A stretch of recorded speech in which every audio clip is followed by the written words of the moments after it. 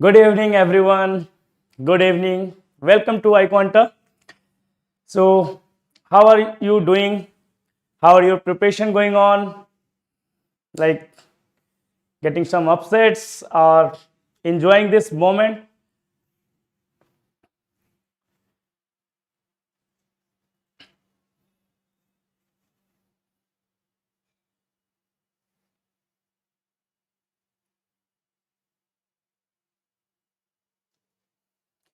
So, as you already know, we are going to have a marathon session today based on very quality sets, okay? Totally relevant to CAT exams, okay? Plus minus 5%, okay?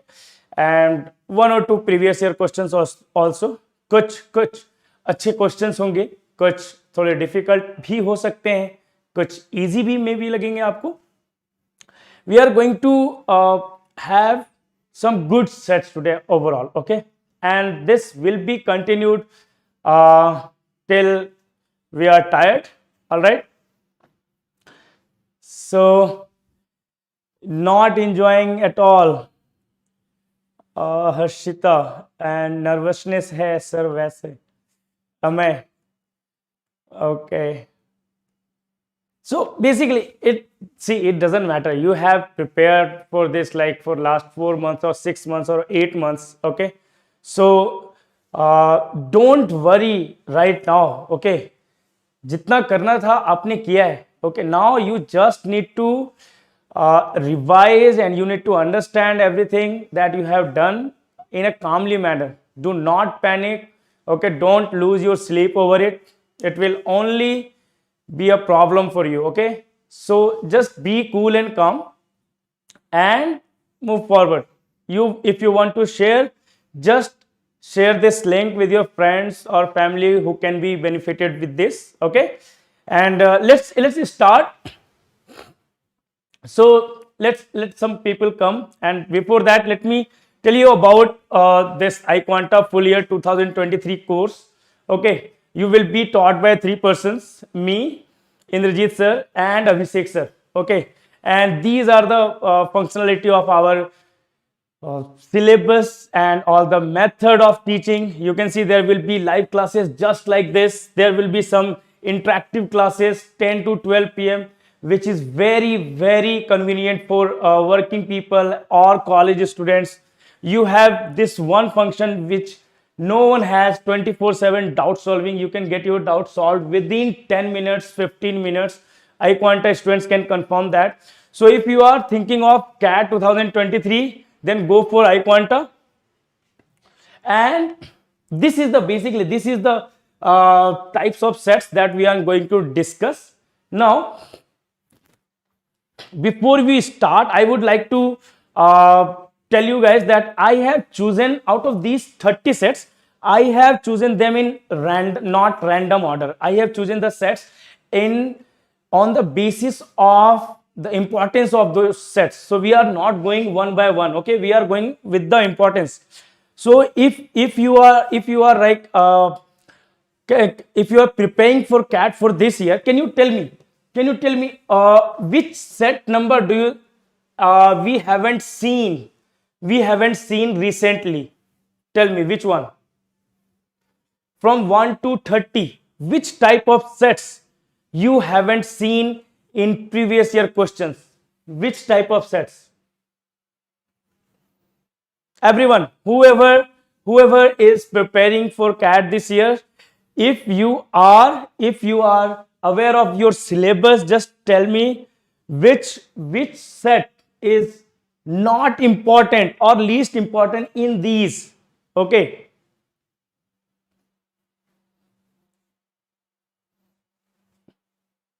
Anushka, yes, this video will be there on iQuanta YouTube channel. You can watch it anytime. Okay.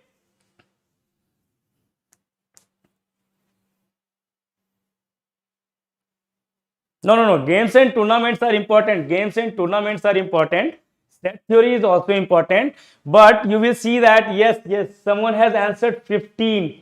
Saurav Kumar said binary number, profit and loss. This is missing. Okay. There is also missing question. Which one?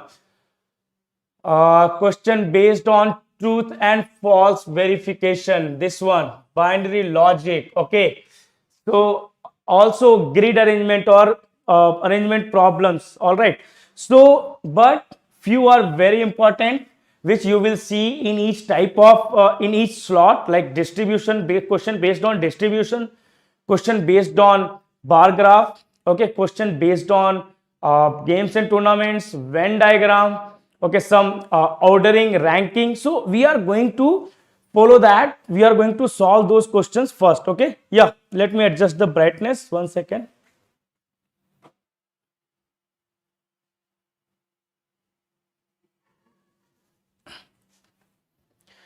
Okay, so are you ready? Are you ready? Shall we start with the first set? Okay, so see, I won't be able to give you time to solve that set, because of course we need to discuss as many sets as possible. Okay, so in that time, if I give you time to solve, it will take 8 to 10 sets per set. So even with 15 sets, there will be 2 hours of extra time. So I'll be giving only 2 to 3 minutes per set, so that you can just read the question once, read the set once, and try to understand, try to make an overview in your mind how to solve that set. And then I will go to start discussing with you guys. We will solve this set together. Okay, all right.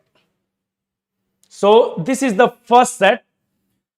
The set and the question, everything is on one page. Okay, so I give you 2 minutes, just read this, then I will discuss it.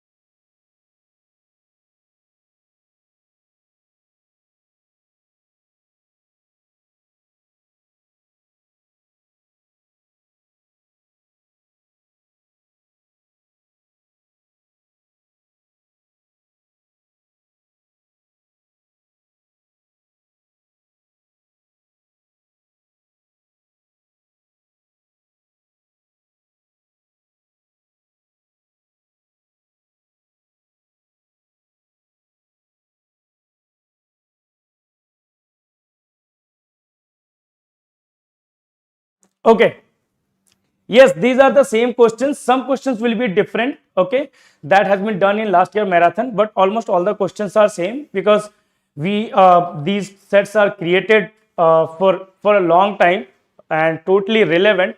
So what does it say? It say Mr. Chanters teaches 4 students A, B, C, and D. He bought a total of 8 chocolates of 3 types: 3 bubbly, 3 caramel, and 3 Oreo, and distributed the chocolates among 4 children such that each child received equal number of chocolates, but no 2 children received the same combination of chocolates. The price of each type of chocolate was different. Now, Oreo was not the least expensive among the 3 chocolates. Okay, it's given that Oreo was not least expensive, so it could be either most expensive or second most expensive. All right. Now, guys, uh, it's really matter that how do we solve the set. So please focus here. So what are the information given? It says there are 3 persons, A, B, and C. He bought a total of 8 chocolate, 3 types. Now it says that each child received equal number of chocolates. So there are 4 child. So 4 into 2, it will be 8 chocolates, right? So, and it says each child received equal number of chocolates, means each child received 2 chocolates. So A, B, following. What did he observe? The aggregate price of chocolate with C was least. So let's write it down. This is the least, okay, and among all the children, D was the highest. So the price of D was highest, okay. Now it says the aggregate price of chocolate with A has more than that of B. Means out of A and B, the price of chocolates with A is greater than B. Okay, is it lagging? All right, let me check.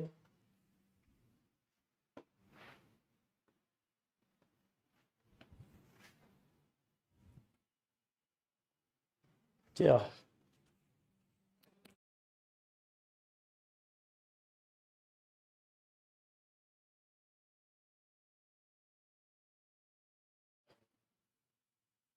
Okay, yes. It's buffering a little. We don't have control on some things.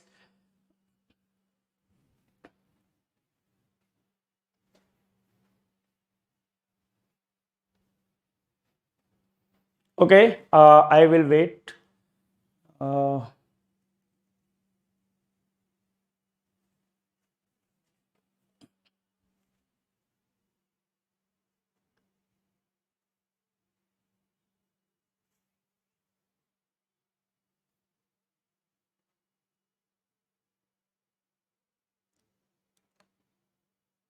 Yeah, I guess it's fine, right? Okay, so there are 8 chocolates, 4 person, each one is getting 2 chocolates, each one will get 2 chocolate. Okay, now it's given that all prices of all the chocolate, the price of each type of chocolate was different. So there will be some maximum, there will be some minimum, right? So it's given in the question that the aggregate price of chocolate with C, the least among all the children, means some of these 2 chocolate, the price of some of these 2 chocolate is least with C and it's highest with D. The price of chocolates with A is greater than the price of chocolates with B. Now it says A has at least one caramel, A has at least one caramel and B has at least one bubbly. So B has at least one bubbly. So we can write it like that. C did not get a caramel chocolate. So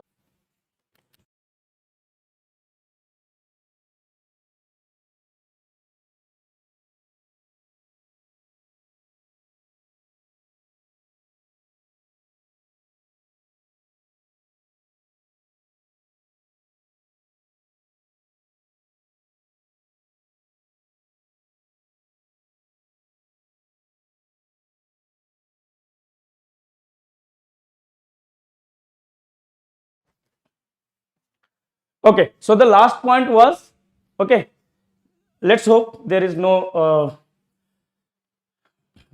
disturbance in between now. So the absolute difference between the Oreo and the caramel is greater than the absolute difference between a bubbly and caramel chocolate. Now what do we know? We know that Oreo is not the least expensive, right? Oreo is not the least expensive. So there could be a relation like Oreo is greater than caramel, which is greater than bubbly. Or it's possible that Oreo is greater than bubbly, which is greater than caramel. Or it is possible that caramel is greater than bubbly, caramel is greater than Oreo, which is greater than bubbly. Or it's also possible that what else do we have any other relation apart from this? Oreo is greater than caramel, which is greater than bubbly. Okay, price of Oreo is greater than bubbly, which is greater than caramel. Also caramel is greater than Oreo, which is greater than bubbly. We can also take bubbly is greater than Oreo, which is greater than caramel, right? See, these are the 4 cases possible. Okay, these are the 4 cases possible. Oreo cannot be least expensive. Other than that, it can be at first place or second place. Now let's see, is it possible? which case is possible and which case is not possible. Okay, so let's see. O minus C, this difference, and B minus C, it's possible that this difference is greater than this is possible, this difference is greater than this is possible. Okay, now in this case see, O minus C, this difference is greater than B minus C, this difference, right, this difference. So in this case, if I write it like O minus C will be positive, O minus C is greater than B minus C. Okay, what do we get? We get O greater than B. We achieve nothing from here. Still lagging? Okay. Now, apart from this, O minus C, the difference between this O minus C is greater than B minus C, this case. Okay. Yeah, guys, please don't spam the chat. Gopesh. Okay. Okay. Now, in this case, B minus C is greater than this. So, this case is definitely not possible. This case is definitely not possible.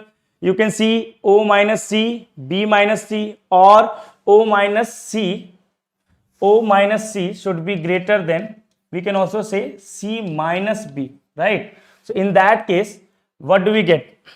In this case, we get O plus B will be greater than 2C or C plus C. See, in this case, Oreo is the highest, in this caramel, and then B. So, what we can say, which case do you think is correct?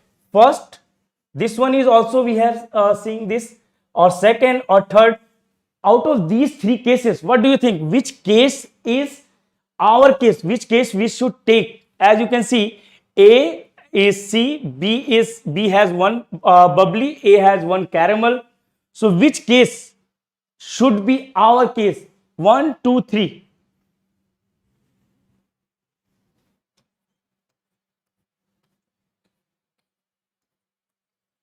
Check the relation here.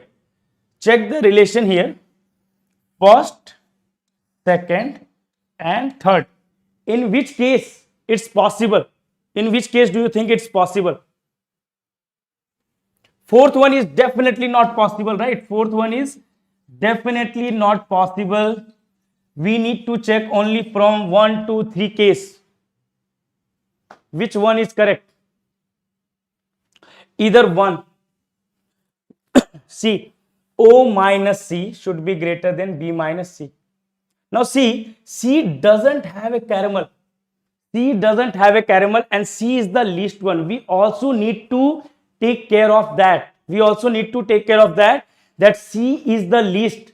Okay, means C must have the cases with which will achieve least 2. So if I take this case, second case, okay, in this second case, C doesn't have caramel, it's not possible in this case. In this case, if C doesn't have caramel, C is the greatest. Okay, so this is possible, or this is 1 or third is possible. Okay, 1 or third. Second is definitely not possible. Okay, because C has the least amount, it means C must have the chocolate which has least amount, right? Think about this.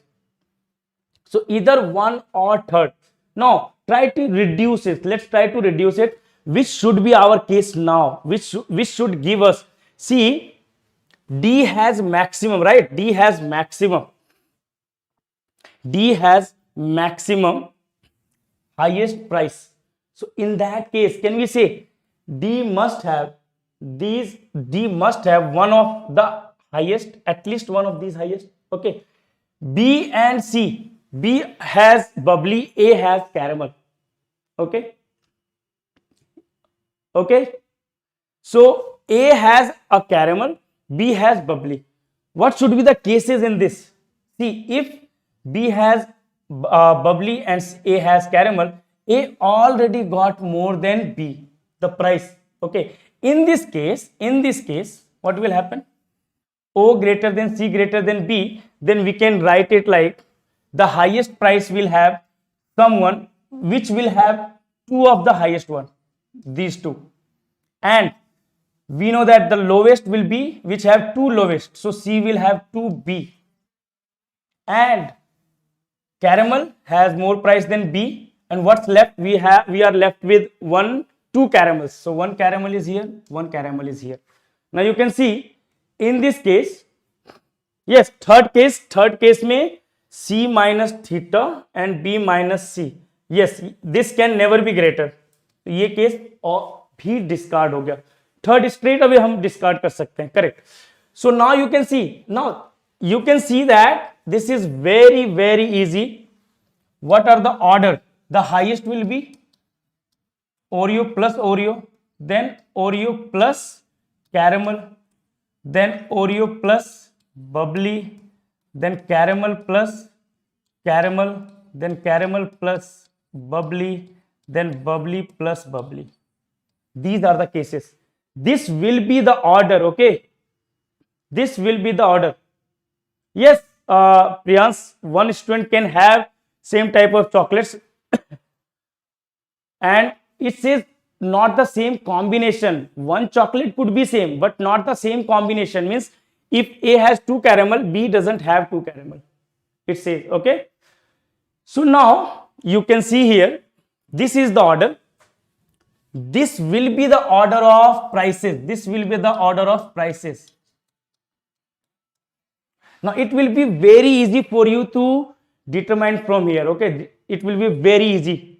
If I take in case of C, theta plus C or Oreo plus C, then in this case the highest price will be Oreo plus C, which is not possible because D is the highest. So we must take D as 2 Oreo, then C, A as 2 caramel, then B, C and BB. Now it's a 1 minute question, right? You can just mark how many ways Mr. Chanter have distributed the chocolate. So answer is 1. How many children got 2 chocolates of same type? How many children? D, C and A. So it will be 3 children. Who among the 4 children got 1 bubbly and 1 caramel? 1 bubbly and 1 caramel. Who got that? Of course B. So A is the correct answer. Who got the 2 Oreo chocolates? 2 Oreo chocolates. D got the 2 Oreo chocolates. Option B, but person is D. Anshul third case में काफी easy है. C plus D, this difference can never be bigger than B plus C. ये बड़ा है इससे. B minus C absolute difference will be bigger than B minus O. Okay.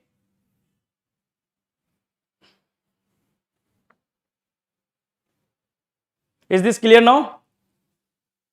B minus C will be greater than the absolute value of the difference of caramel and bubbly will be greater than the absolute difference of caramel and Oreo, which is just opposite given in the question.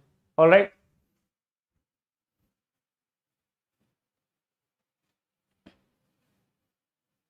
I hope it is clear now. Question 1. Question 1, it says, in how many ways could Mr. Chanter have distributed the chocolates among 4 children? How many ways? There is only one way. You can see there is only one way. Each person is getting exactly one way. Okay, there is not other way which fulfill all these conditions, like this condition or this condition or this condition or this condition. There is no other way we can fulfill all this. Okay.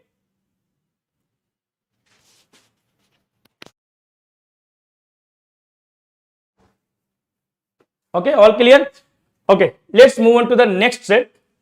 So once again, I'll give you some time to read the set. This is the set and these are the questions. Questions are here, I guess. 1 second. Yeah, questions are here. Correct. And this is the set. Okay, so check it out.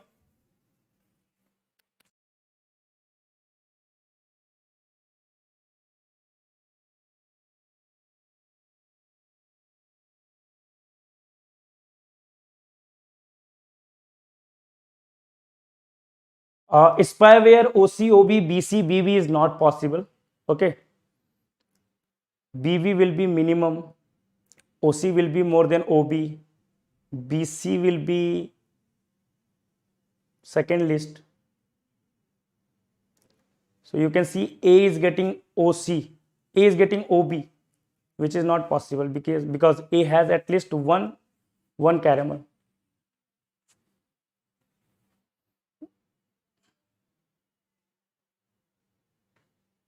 It's a yes. It's first set should be easy to moderate, you can say. So yeah, 6-7 minutes are good enough.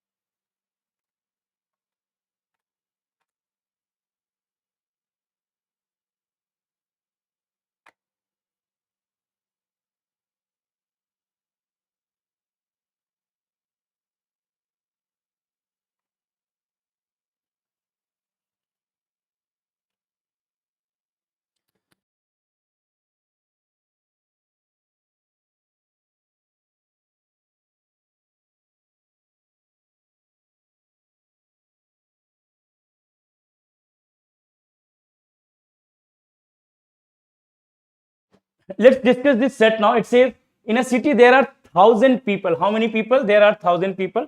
Those with age less than 20 years are classified as boys or girls on the basis of their gender, and those with age 20 or more are classified as men or women on the basis of their gender. Okay, what audio is fine.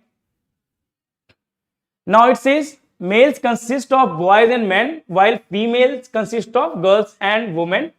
Okay, very general things. The following bar charts provide information about the illiterate and literate people in the city. Okay, so this is not a difficult set. Okay, this is not a difficult set. Why? We have a tree. If you check, we have a tree which is total. Total is divided into men, male and females, right? Males and females. Males are divided into boys and men. Females are divided into girls and women. Then comes literate, illiterate, literate, illiterate, literate, illiterate, literate, illiterate. This is the case, right? As you can say. So basically we have total 8 data required. 1, 2, 3, 4, 5, 6, 7, 8, of which 6 of them are given.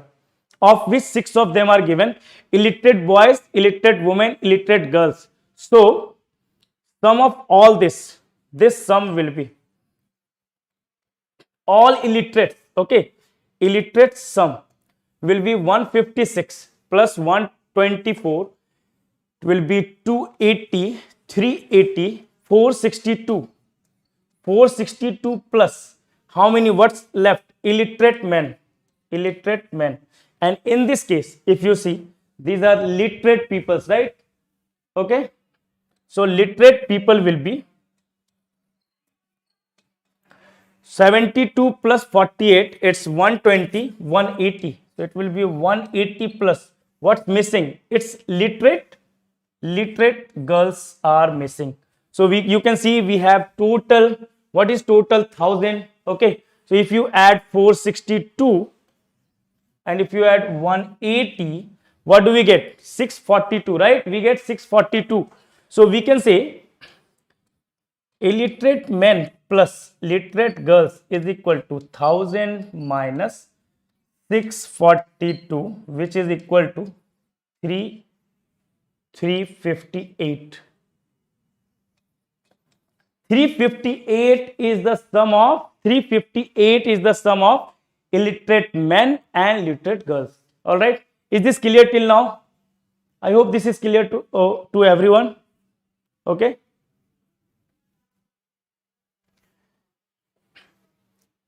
guys, if you have done any set, then you can take break for next 5 or 10 minutes. Okay, and come back because this session will go on for hours. So if you need break, you can use that time. Okay, okay, clear? So now this question, the only information was needed, and now this question, It says if the total number of males in the town is more than total number of literates, then what could be the maximum possible number of literate girls in the city? Okay. So what does it say? If the total number of males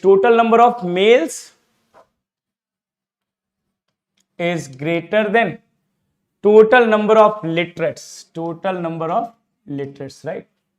What do we mean by males? In case of males, we can say it will be literate boys, literate men, illiterate boys, illiterate men is greater than literate boys plus literate men plus literate girls plus literate women. This is the case. Okay, this is the case. See, approach, what's your approach is, it really matters. So you can see literate boys, literate men are common. So IB plus IM. IB plus IM. Do we know about IB? What do we know about illiterate boys? So illiterate boys are 156. Illiterate men not known. So illiterate men greater than literate girls, which is also not known. You can see. So literate girls plus literate women. Literate women are 48. This is 48. So from there, what we can say? Illiterate men minus literate girls. Let's take opposite. Otherwise, it will be negative. We can say literate girls is less than, or literate girls minus illiterate men will be equal to 108. Okay, clear? 108. Yeah, and what is not equal to it will be greater. It will be greater. Also, what do we know? We know that literate girls plus illiterate men is equal to 358. This is also known to us, right? This is also known to us. Okay, not equal to. Now it says maximum possible number of literate girls. We need to maximize this.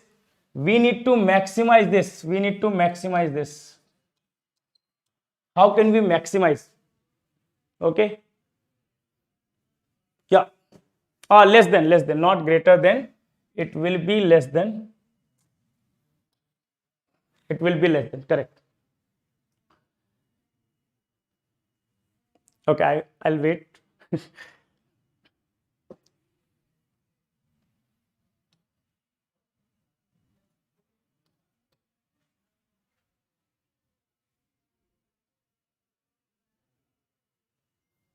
Kajal, it will be a 4-hour or more than 4 hours video. Okay, if you can download it, there are many ways to download video from YouTube.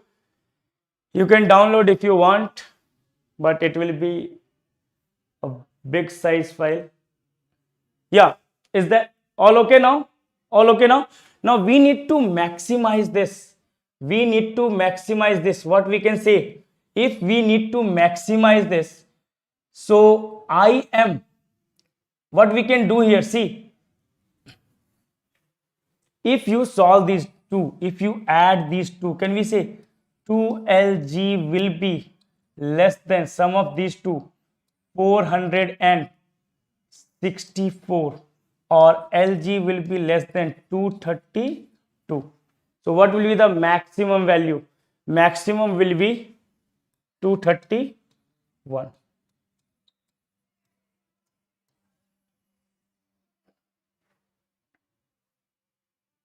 Oh, 1 second. Yeah. So many mistakes. 66, 33, 232. Okay. Now, rest of the questions are also based on similar case. It says if the total number of literates is more than the total number of men and women in the city, okay, put together, total number of literates is more than total number of men and women in the city put together, then what is the maximum possible number of men in the city? You can see that once again we need to do nothing but to use this. Okay, we need to do nothing but to use this total number of literates. What are the total number of literates? We have seen this sum of all three. Okay, total number of literates more than total number of men and women in the city put together. So in literates and men and women, there will be two part common. Literate men, literate women will be common. Okay. So in short, we can say that in literates what left? Literate boys plus literate girls will be greater than men and women. Let's remove the literate ones. So illiterate men plus illiterate women. Once again, okay, once Sanju, we took because of this less sign, we have taken 232. Okay, it should be less than 233. So that's why we have taken 232. Okay. All right. So once again, we got this equation just like something like this. Okay, right?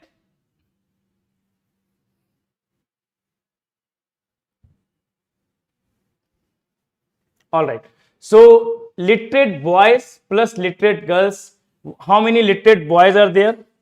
Literate boys are 72. So we can put 72 plus we don't know literate girls will be greater than illiterate men are also and illiterate women given. Illiterate woman is 46. Once again we are getting something similar, right? Once again we are getting something similar. Anshul, no, 102 नहीं होना चाहिए, 108 ही सही है. Add 108 plus 48 is 156. So once again we are getting what? What do we need to? Maximum possible number of men. So we have all the information.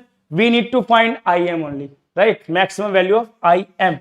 So we can say IM minus LG will be less than 24, and similarly IM plus LG will be equal to 358. Now if you add this, we get 2 illiterate men should be less than, it will be 382, or IM is less than how much? This value 191. So illiterate men will be maximum 190, and now we need to add what? Rest of men. It says what is the maximum possible number of men. So illiterate men are 190 and literate men are 60. 190 and 60. So just add 60 here. So we get 250. What?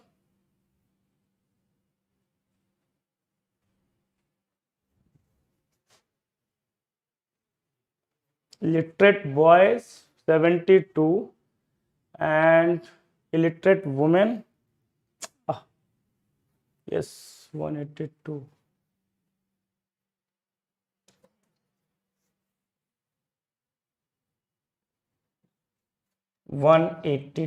Okay.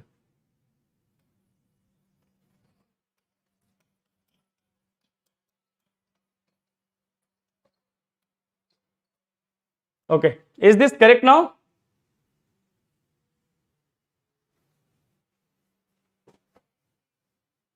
Yeah. Okay, so illiterate men minus literate girls, okay, should be less than, it will be 110, right? Should be less than 110. Correct. Okay. Now if you add this will be cancelled out. 2IM, 2 illiterate men will be less than, this is minus 110.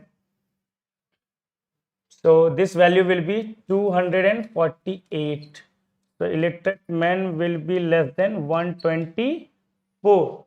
Now out of 124, okay, we need to take third is 248. So less than, it will be 124. So what we can take maximum? It will be 123 plus its 60. Literate men is 60. So maximum men will be 123 plus, as you can see, 60 here. So it will be equal to 183.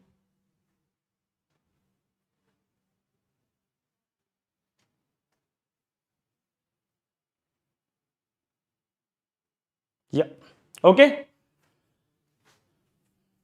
Now it says if the total number of females, in the city is 400, then how many illiterate men are there? So see, total number of females, if you see, females means women, girls, women, and these girls. Okay, this is 400.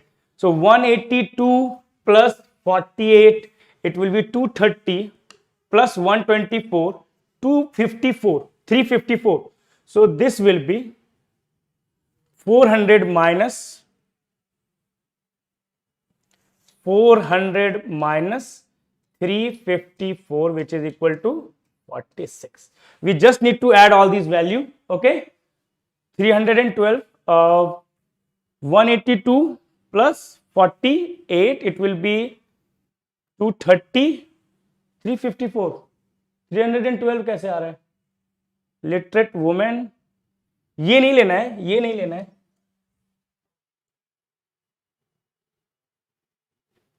क्या पूछ रहे हैं? 1 second.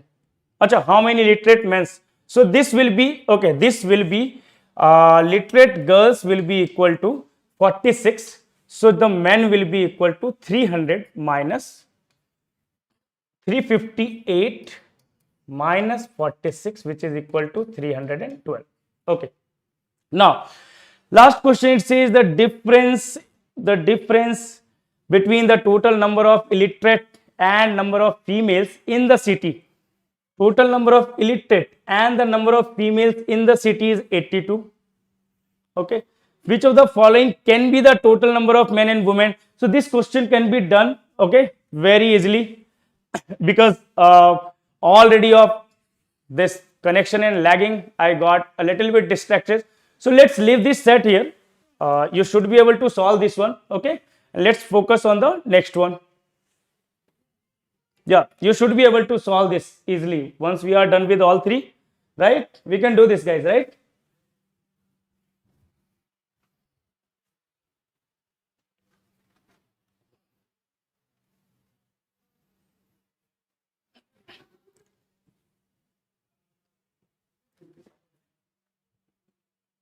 Yeah.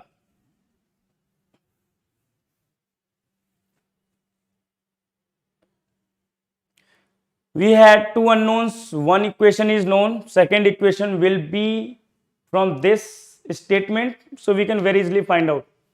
Okay. Now, one very amazing set. Okay. One very amazing set. Let's try to understand this. Take your time. Take 2 minutes. Read this. This is the set. And these are the questions. Okay. So, just read this. You have 2 minutes. Then we will discuss it. Okay.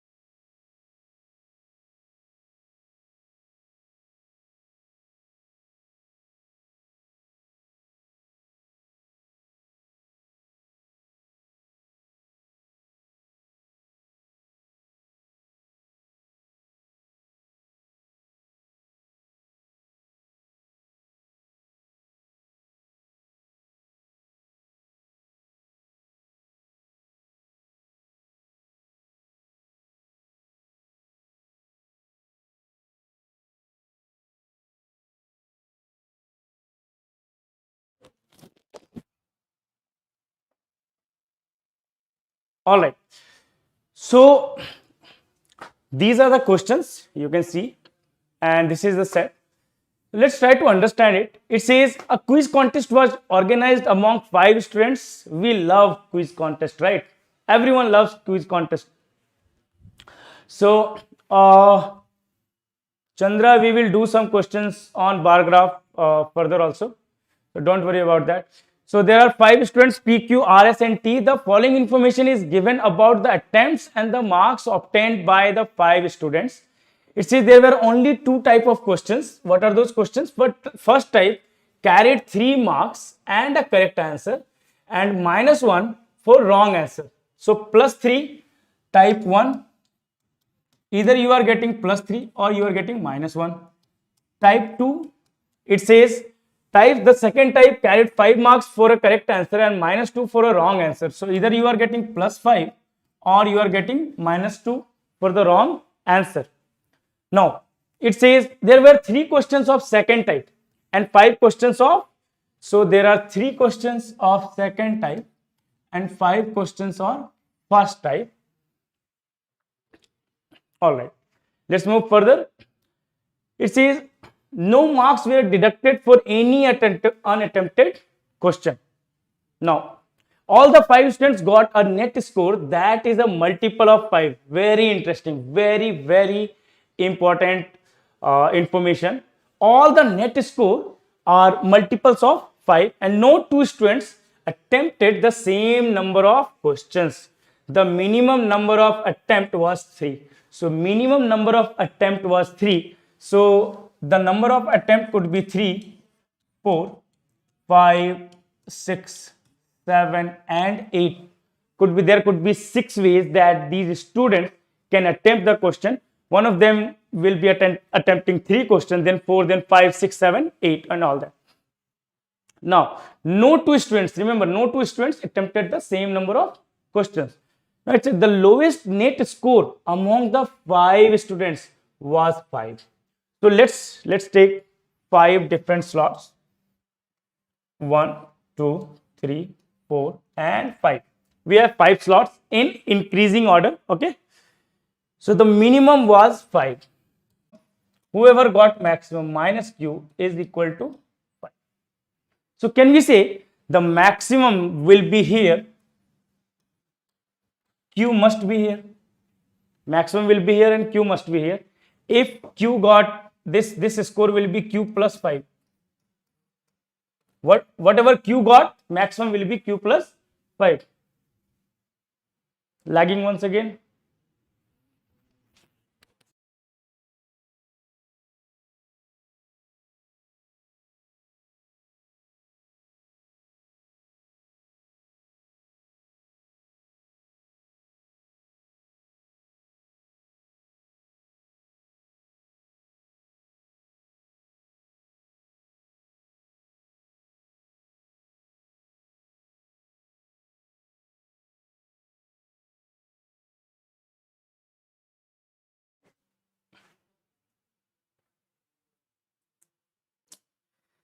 Yes, I am also that much nervous as you are because because of this lagging, the flow breaks and it's not good for consistency.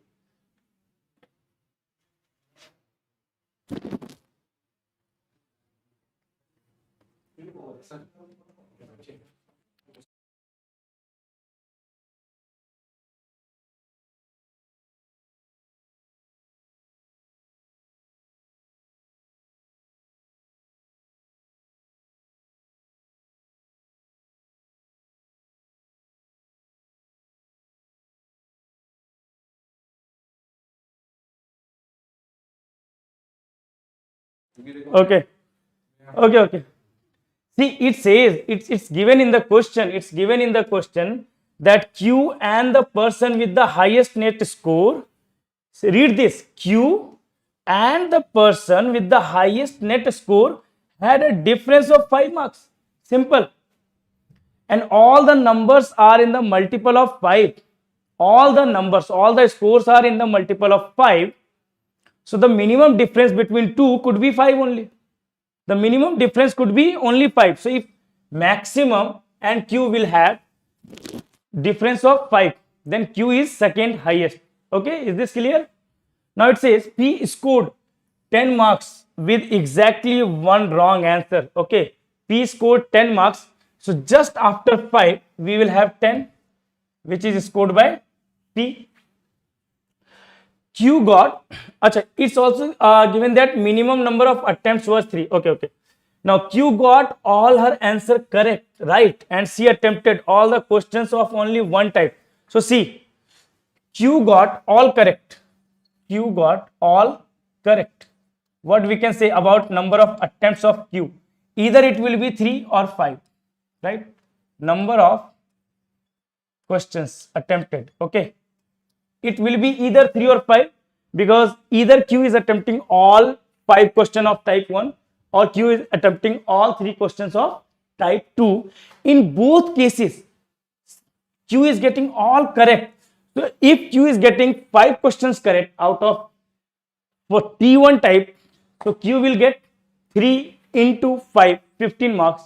In this case also, Q will get 5 into 3, which is 15 marks. So can we say in both cases, Q is getting 15 marks?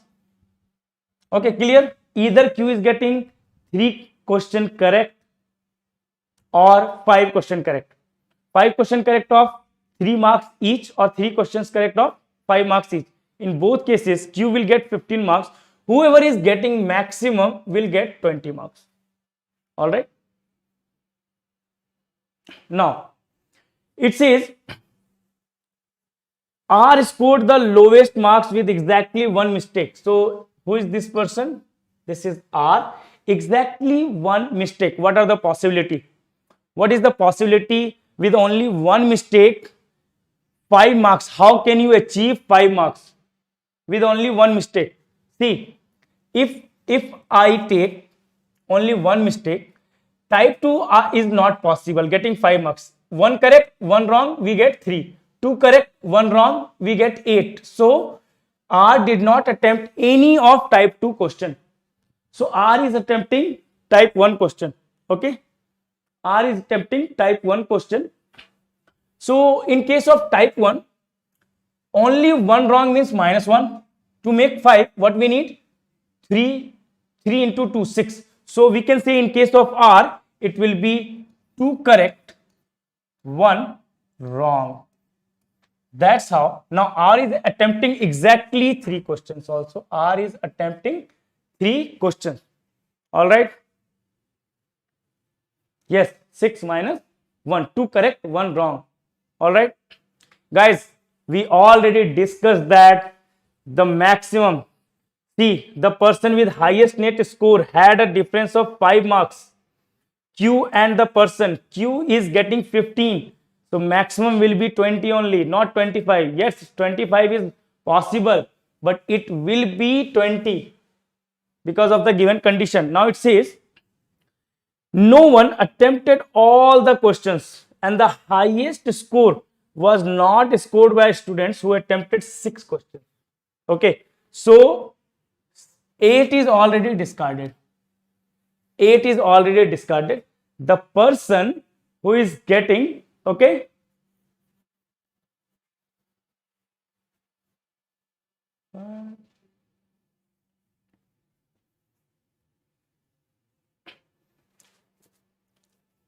all right, guys, it's given in the question the minimum number of attempts was 3. Yes, there are other ways also to get this. See, in this case, you can take 3 correct minus W wrong should be equal to 5. Okay. So in this case, what are the possibility? एक तो हम रख सकते हैं C is equal to 2, W is equal to 1. Next, we can increase the value of C is equal to 3. W is also equal to 3. So this will be 6 attempts. 6 attempts. Next, we can take C is equal to 4 and W is equal to, so increase it by 2, 5, which is not possible. So these are the possibility for R. It could be either 3 questions or 6 questions. Okay. Now, in this case, it says, see here in the question, it says, no two students attempted the same number of questions, right? Now, we know that in case of Q, either it could be 3 questions or 5 questions. In case of R, either it could be 3 or 6 questions. Minimum number of attempt is 3. Is this clear? In case of Q, is this clear? Yeah, he got, okay, yes, he got only one wrong. So definitely this case, I got distracted as someone wrote down 6 questions. Okay, so this will be exactly 3. So in that case, Q will get exactly 5 correct. Number of attempt will be 5. This is also not valid. Only this one is valid. Okay. What's left? We have 3, we have 5. The one who got maximum did not solve 7 questions. So either this could be 5, 6 or this could be 5, 6. Maximum, this is not 6. This one is not 6. All right. Okay. Yes, one type. I guess everything is clear now. Vrinda Q का 20 नहीं हो सकता. It cannot be 20 because Q got all correct of only one type of question. Either it will be 3 questions of 5 marks or 5 questions of 3 marks. Read the question.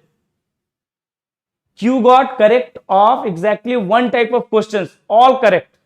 Okay, so either 3 into 5 or 5 into 3. Now, whoever got maximum did not solve. How many questions? 6 questions. So this is not 6. Now this is the information that we have. Now see, we know that it doesn't say anywhere that score could be, okay. What will be the in between score? We don't know that. It could be anything, 10 or 15. There will be multiple possibilities. So let's move on. 6 attempt could be here or here, 4 or 6 or 7. It could be, it shouldn't be 6 here. That's it. Rest, it could be 4 attempts because 5 into 4 is 20 possible. Okay. Now let's move on to the question. Where is the question? Yeah. It says, what is the highest marks scored in the quiz? What is the highest marks scored? It will be 20. Highest marks scored will be 20. How many questions did T attempted? Where is T? We don't know anything about T, right? We don't know anything about T. So it will be cannot be determined. Now it says, if it is given that, the person who had attempted the greatest number of questions was not S. So basically it's given that this person is not S. So who will be S? This person will be S and this person will be T. So it says not S. Then who scored the highest marks in the quiz? Definitely T scored highest marks in the quiz. Okay. Now the sum of marks scored by the 5 students put together cannot be more than sum of scores. We know that. What is score? 10 or 15, then 15 and then 20.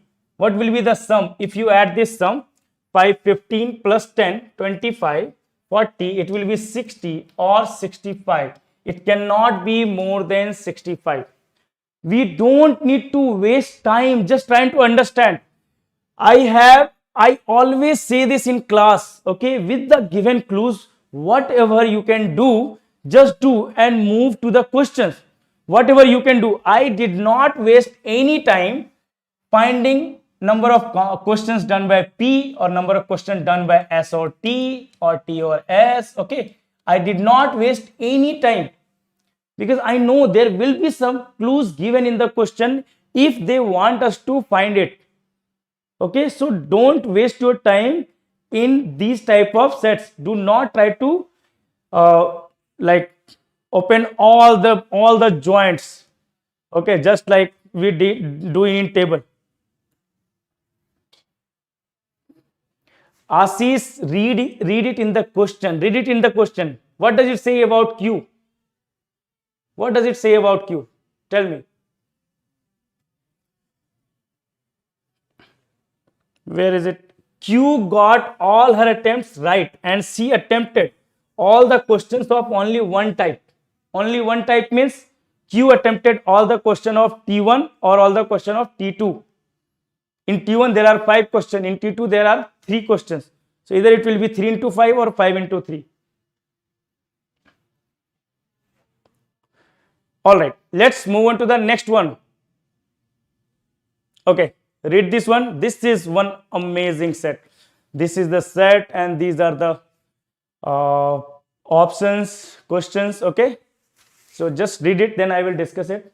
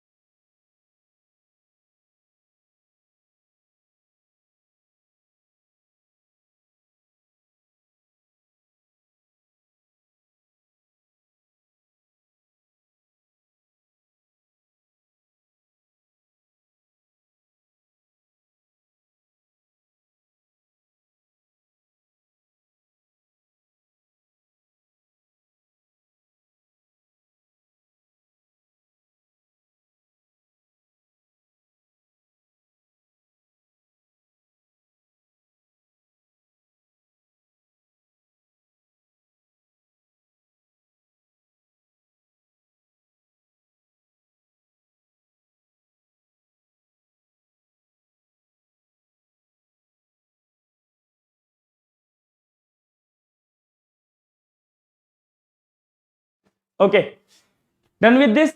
Very good set. These are the questions you can see. Let's move on to try solving this one. It says 3 couples, 3 males and 3 females went together to Berlin for a vacation.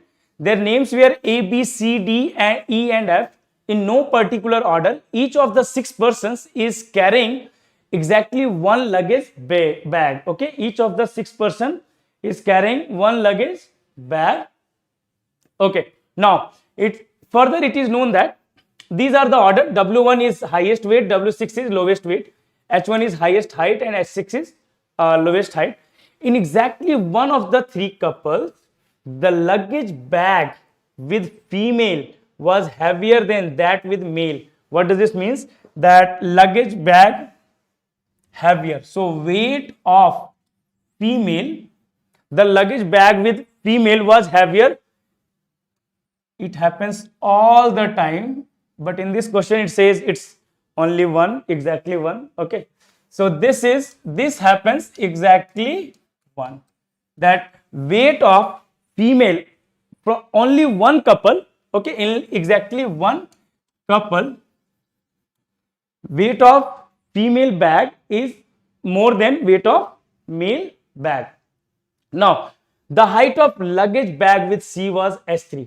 Okay, so let's move on. It says the weight of luggage bag with height S6 was W1. E's male partner, E is female, E's male partner is the only person having bag with less height than E's bag. So now we know that E is a female. What we know is E, let's write male and female. Male and female. So E's male partner means E is a female. This is for sure. E's male partner is the only person having bag with less height than E's bag.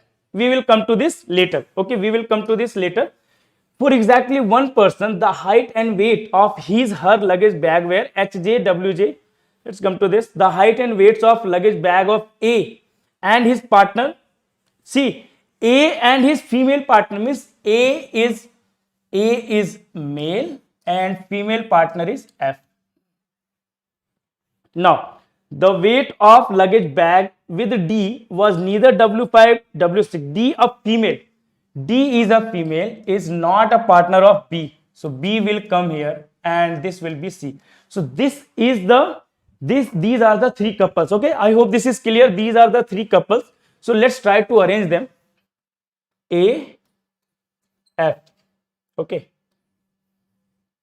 A, F, then comes C, D,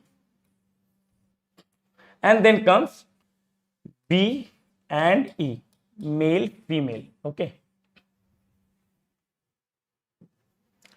Male, female, it's given. Male, female, all it's given. Now let's take another for heights and weights. Now what does it say? Let's start again. Okay, so we have taken this point. The height of the luggage bag with C was H3. So H3 with C is H3, already done. The weight of luggage bag with height H6 was W1. See, H6 and W1, wherever it will come together. Wherever it, okay, it will come together. Now it says E's male partner. See, E's male partner means who? B. E's male partner is the only person having bag with less height than that of E's bag. What does this mean? It means that out of all the 6 person, E's male partner is 6th on height and E is on 5th on height. Can we say this? That B is 6th on height, B's bag, and E is on 5th on height, H6, H5. Okay. Is this clear to everyone?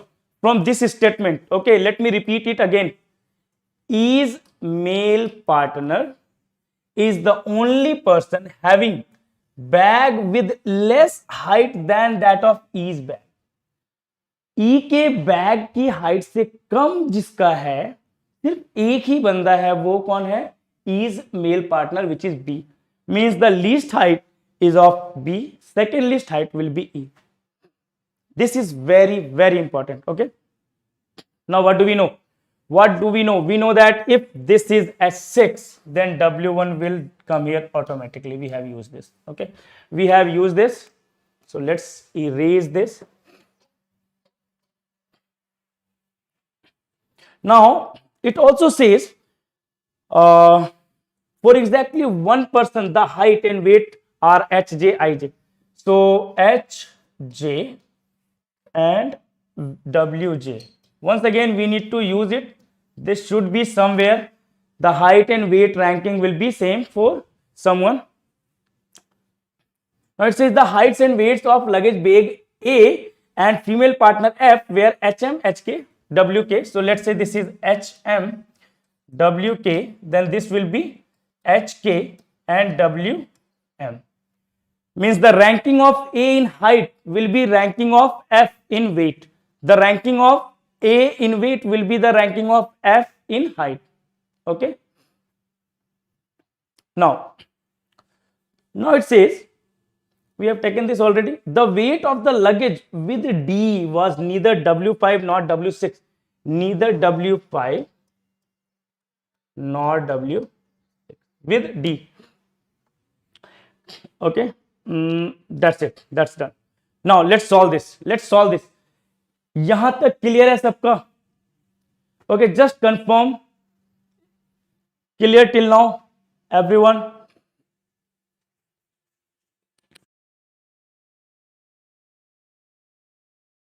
What we need to do is we need to follow this case, that in only one case the bag of female is greater than bag of male.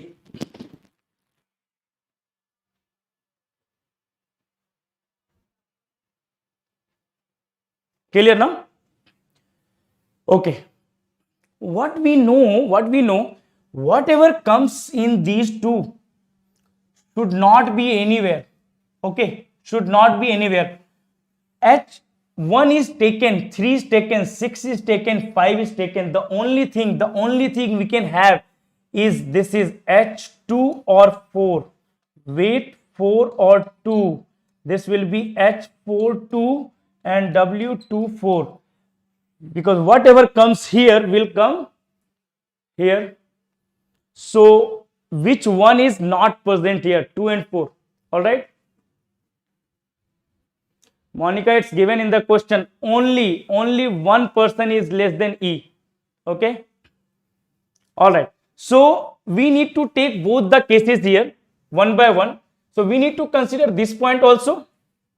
We need to consider this point and we need to check this one. Let's try this. Let's take that this is H2 W4 H4 W2 W2. This is the case. So we already know that this condition is taken care of here. Weight of female is more than weight of male. So this condition is taken care of. So in this case, weight of male should be greater than weight of female. What do we have left? We are left with W3, W5, W6. So W5, W3 cannot be, W6 cannot be here. The only option is W3.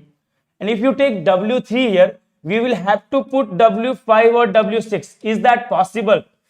Just want to know how aware you guys are. Tell me, is this case possible? Are you guys following? Is this condition possible? We need to follow this one. For exactly one couple, the weight of female's bag is greater than weight of male bag. Okay, it doesn't happen in real life, but in this question it happens. For exactly one couple, the weight of female bag is more than weight of male, because both the cases, you can see both the cases, the weight of female bag is more than weight of male's bag. So this case is not valid. Okay, so what we need to do is, let's discard this case, let's erase this case, and let's try another one, which is, let's take, this is H4, this is W2, this will be H2, this will be W4. Once again, we are left with W3, W5, W6. W5, W6 cannot be here, so it will be W3. Now we need to take care of this also. So H5, W5 or W6, यहाँ पे क्या होगा? Only one case. To verify this, we will have to put W5 here. What's left? W6. And what's left here? It will be H1, right? It will be H1. See, neat and clean. This is how you should solve LRDI sets, neat and clean. Okay, I am sure many of you have watched these type of sets and solution, but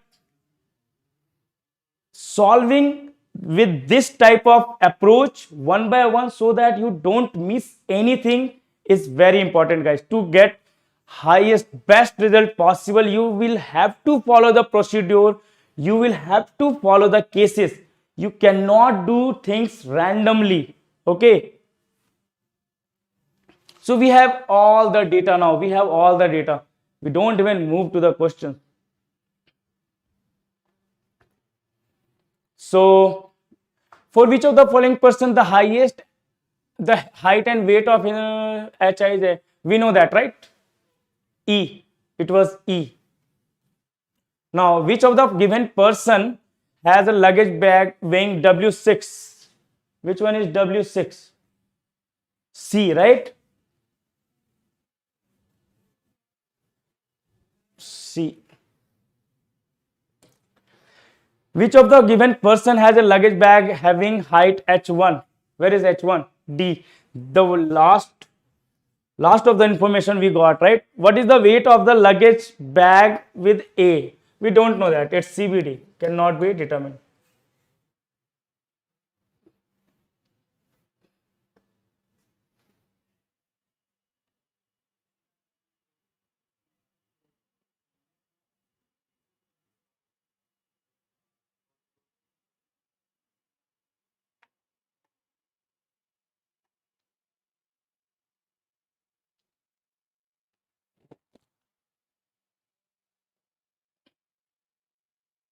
Okay, all clear, guys? Sumant, Yoga, Suraj, Pooja, Anuj, Garg, Sumant.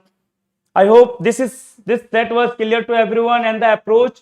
See, you will solve if you have time. You will solve like 200, 500 sets while preparing CAT. Okay, but if approach is not correct, everything will be wasted.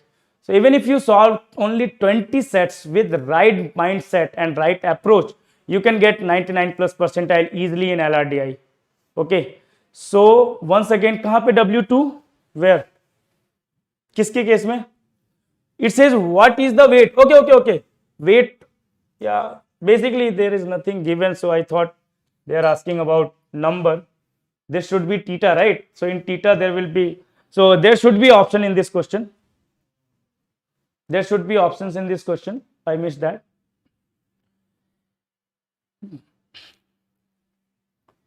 So there should be options, guys. There should be options. One of the options should be cannot be determined. Okay.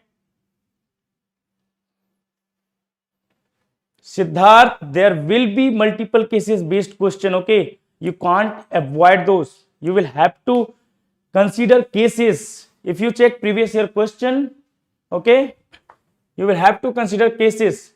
Now, very, very beautiful set. You should try this. Now, tell me if I need to adjust the brightness. Are you able to see this? These are the questions. This is the set.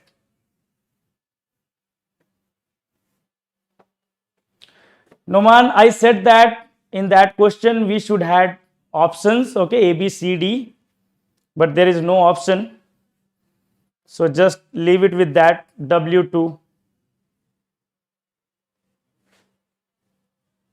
Khushi, C and D, the couple C and D has more weights. Yeah, let me adjust the brightness.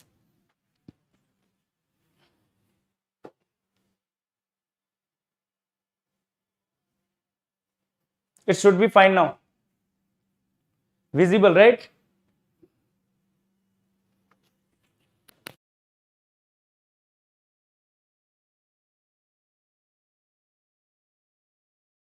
It should be visible now.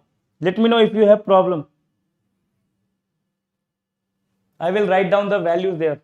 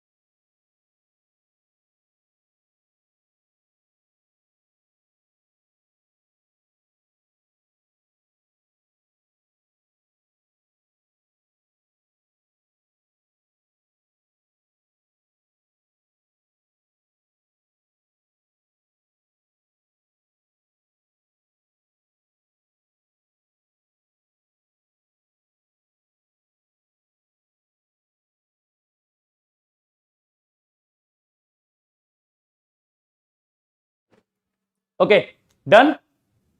पढ़ लिया? क्या कह रहे हैं? It says the following pie charts give the number of employees at Goldman Sachs at the end of the year for the period 2017 to 20, right? 2017 to 20. The charts also capture the education qualification of the employees. Goldman Sachs does not employ people who are not at least 12th pass. It's not at least, if you are not at least 12th pass, you are not going to be a part of Goldman Sachs. Guys, this is 2017. Okay, I will discuss this 17, 18, 19, 20 and so on in each case. Yeah, you can see the numbers are increasing. You can also guess that from. So at least 12th pass, and once a person gets recruited, he cannot pursue further education. Yeah, it happens all the time, right? Once you have started working, it's really difficult to study later for anything, even in real life. So that is what mentioned here also. It is also known that no employee of the company left the job during the given period. Okay, so let's move on to the question. Now in note it's given that it's footnote. You should not ignore this, otherwise you will miss the set completely.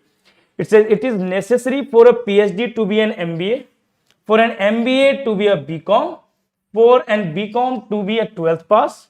This means that number of 12th pass employee also include those who went to do their BCom, MBA and PhD. Similarly, in the case for number of BCom and MBAs.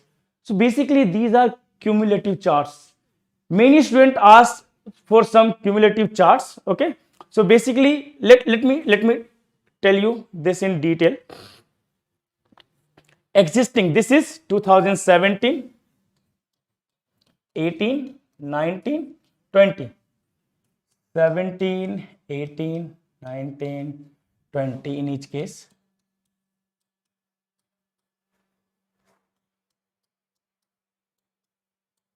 And 20. All right. Okay.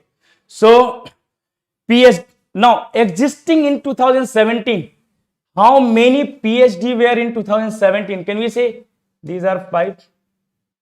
Now you see, PhD is the highest level of education in this case. Okay, in this case. So if someone is done PhD, okay, so next year number of PhDs are 16. What will be the difference? 16 minus 5. Can we say next year 2018 there are 11 PhDs who got employed in Goldman Sachs.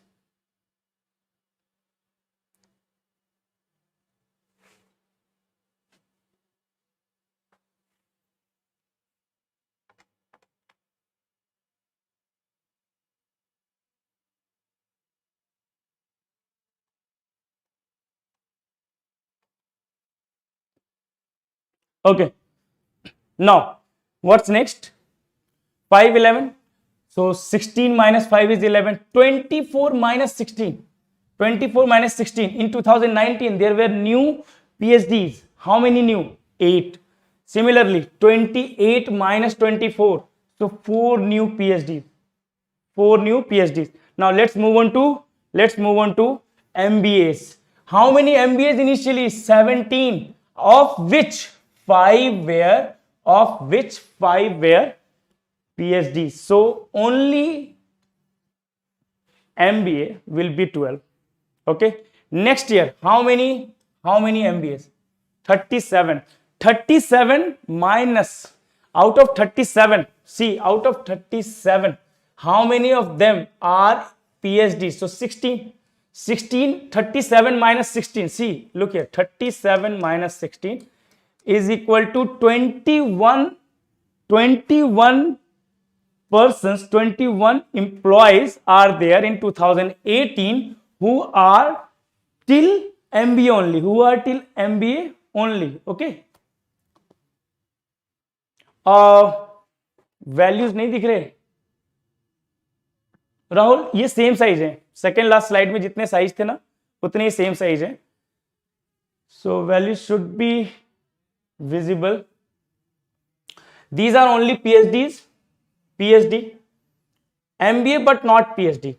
Means these guys have done 12th, then BCom, then MBA, but not PhD. So 12 out of 17, 5 of them have done PhD. So only 12 have done MBA but not PhD. Now out of 37, 16 have done PhD. So MBA, only MBA will be 21, of which how many joined in 2018? So 21. This will be 10, right? This should be 10, correct? Brightness और कम कर दें, नहीं दिख रही, values दिख रही है क्या?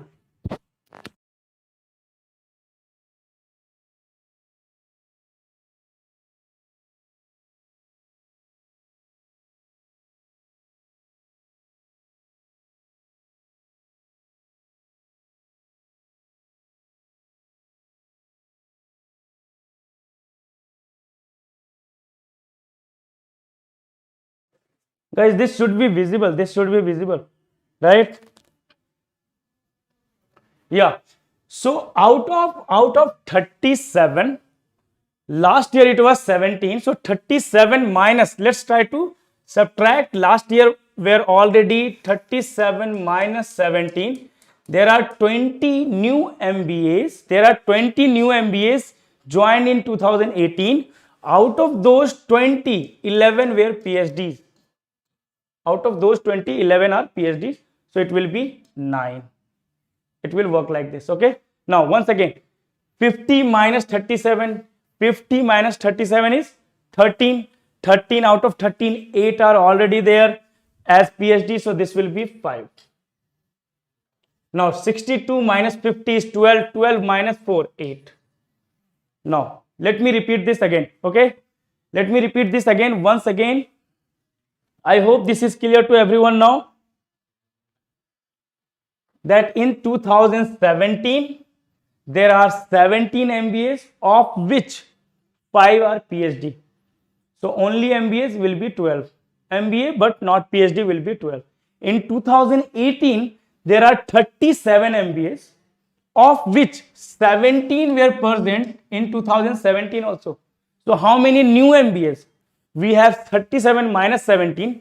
We have 20 new MBAs or more than MBAs, of which 11 have joined as PhDs. So 20 minus 11 will be 9 who have done MBA but not PhD. Okay. Similarly, 50 minus 13, 37, 13 new MBAs, 13 new MBAs, of which 8 of them are PhD. So only MBA will be 5. Similarly, 62 minus 50, 12 new employees who have done MBA or more than MBA, of which 4 have done PhD. Now it's very easy to track. It's very, very easy to track. You will see. See, in case of BCom, initially it was 52, but of 52 minus 17, it will be 35. It will be 35. Am I audible now? It will be 35 BCom person who have not done MBA, who have not done MBA or PhD. Okay. Now, next year, 112 minus 52 will be 70. 70 new BComs, 70 new BComs, of which 11 are PhDs, 9 are MBA. So 20 are more than BCom. So only BCom will be 50. Now 150 minus 112, 38 new person. 38 minus 13, 25 new. Then 212 minus 150, 72. Out of 72, 12 are PhD or MBA. So it will be 60, right? It will be 60. 60, one second, it will be 60. I did some calculation mistake. One second. From 2000, this will be, okay, this will be 60 minus this will be 40. Correct. Now, in this case, 62, 212 minus 150 will be 62, right? Out of 62 minus 12, this is 50. This is correct. Okay.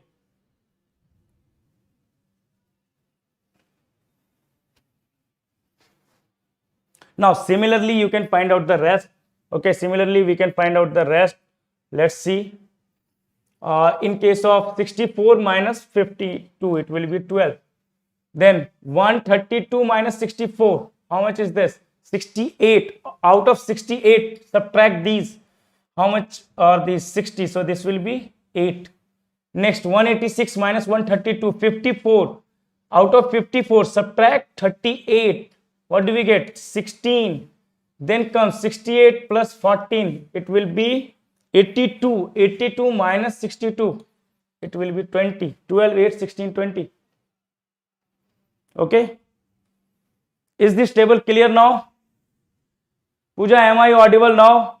Why are you writing like you were not audible, sir, multiple times?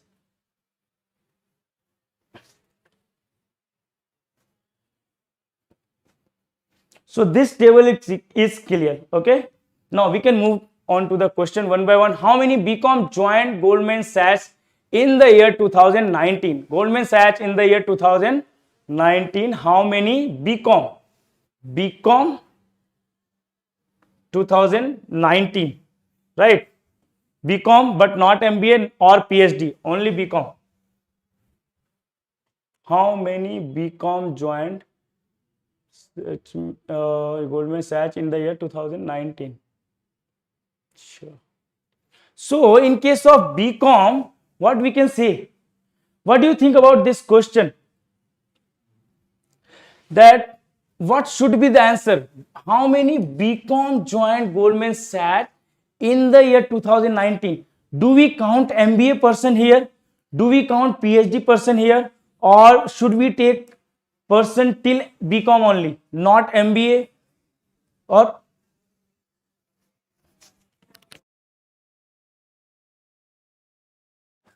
should we count that?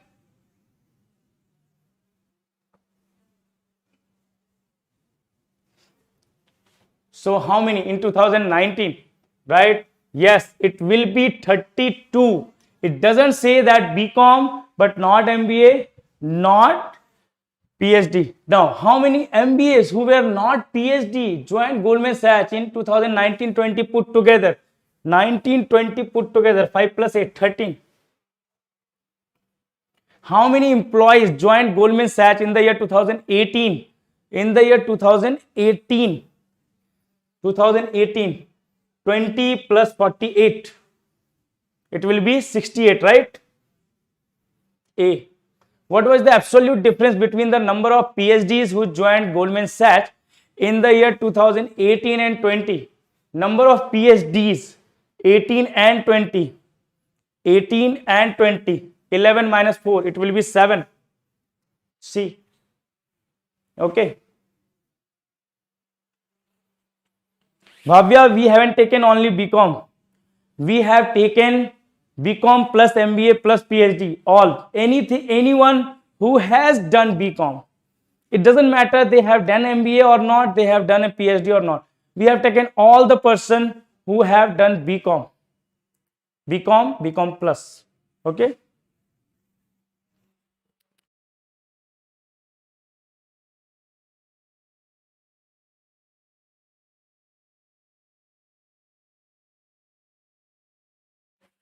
All right.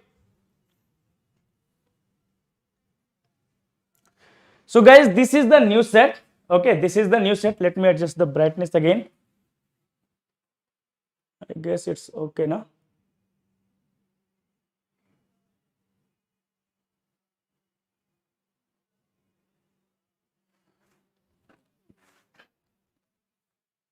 All right.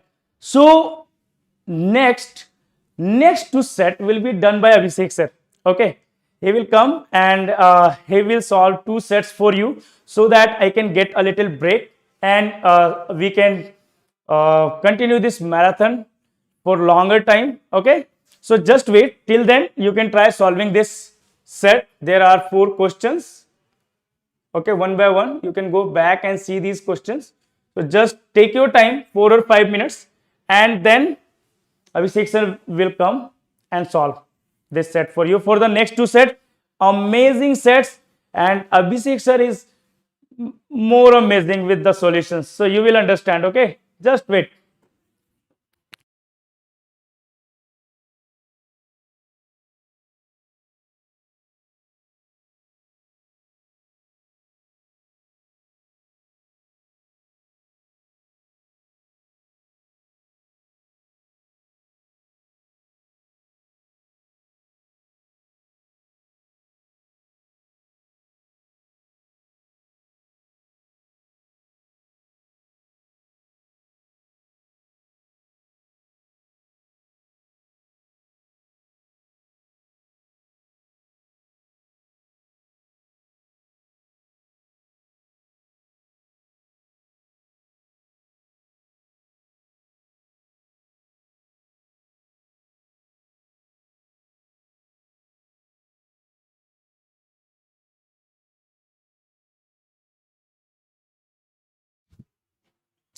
Am I audible?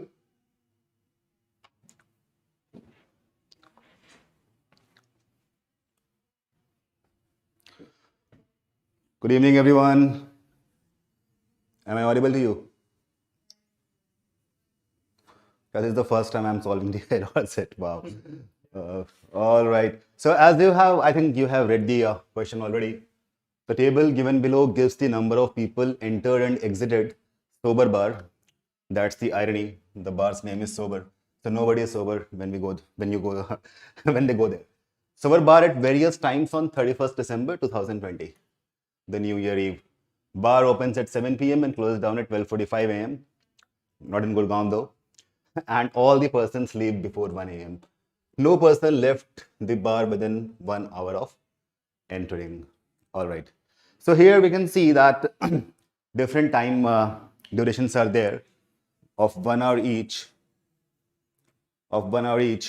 and in the first hour, 183 people entered.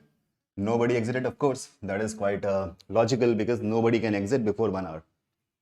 Then at 8 to 9 p.m., 160 people entered, 132 left. They exited. So there is one thing we are sure of, that these guys, the guys who entered at 8 p.m. till 9 p.m., they are not the ones who actually exited, right? That is quite obvious. The people who exited must have completed at least 1 hour in the bar because nobody can leave before 1 hour, right? Guys who have exited are basically these guys who entered from 7, which we already know. That means 51 will be remaining in the second hour. All right, is that understood? If you understand that, just put a yes over there.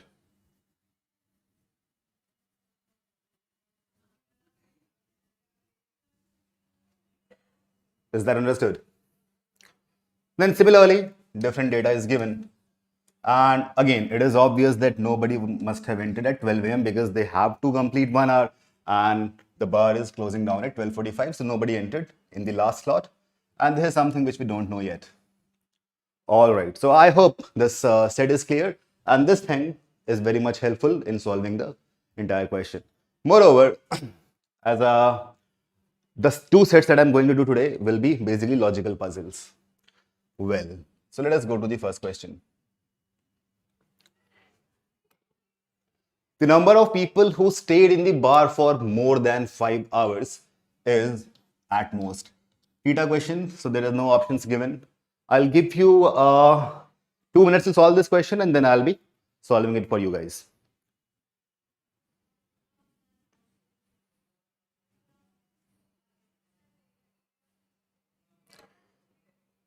Amrit, there's no PDF. You can basically rewind the session once it is over. Cool. 2 minutes to solve this question and then I'll be solving it for you.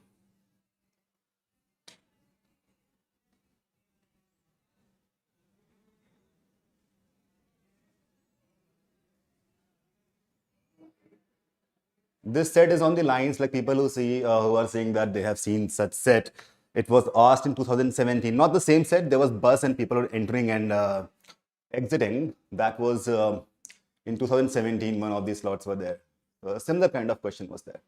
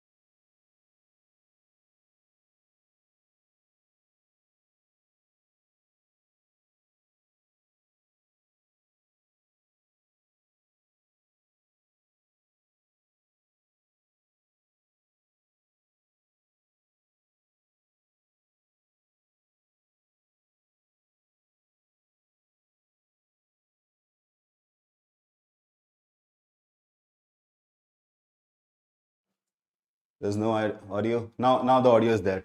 All right, all right. What I'm saying over here, what I'm saying, that we have the time duration as 5 hours. If bar opens at 7 p.m., that means if I add 5 to it, that is 12. So people should be in the bar after 12 as well, isn't it? After 12 as well. Is that understood, everyone?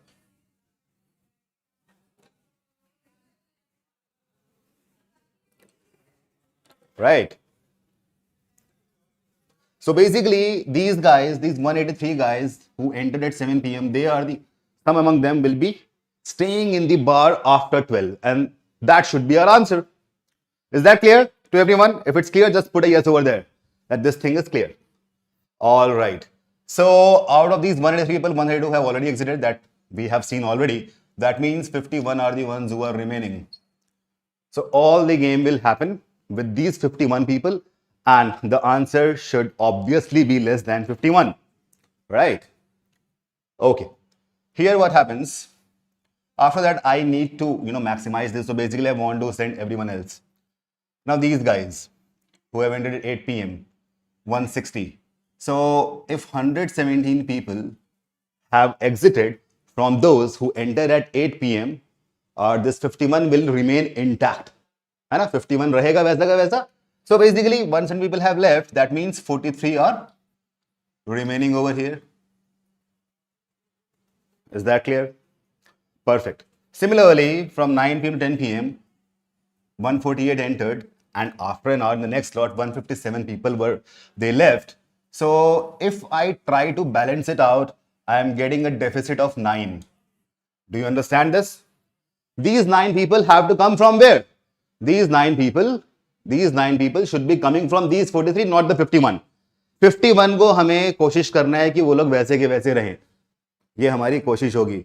अगर of course अगर possible नहीं है तो हमें फिर वहां से भी लोगों को हटाना पड़ेगा. But अभी तो problem नहीं है, because we can have such people. All right. So -9 is a deficit. And now if I talk about 120 to 176, that means here the deficit is of -56. I hope this is clear. The deficit is of -56. Isn't it? That thing is clear. We do not have to do anything about this one, because in the next slot, basically it's just not even an hour, 12:45 they'll be leaving. So whatever we have here, we have excesses of 51 and 43, and we have deficits of 9 and 56. So if I add them all the excesses and all the deficits, I'm adding them. Deficit is basically subtraction. -9 and then -56. So what do I get? I get 29. That is my answer. So there are various ways to solve this. Like some people must have solved it step by step. They have calculated and then they must have written total number remaining, this, that, all that stuff might be happening. And you must have wasted 2 to 3 minutes of your precious lifetimes. But this is the shortest possible way. In a way, I would say it's not a trick, but it's a kind of tip. Through the shortest possible way, we can solve this question. And this will take not more than 30 seconds. Do you agree to me? 30 seconds?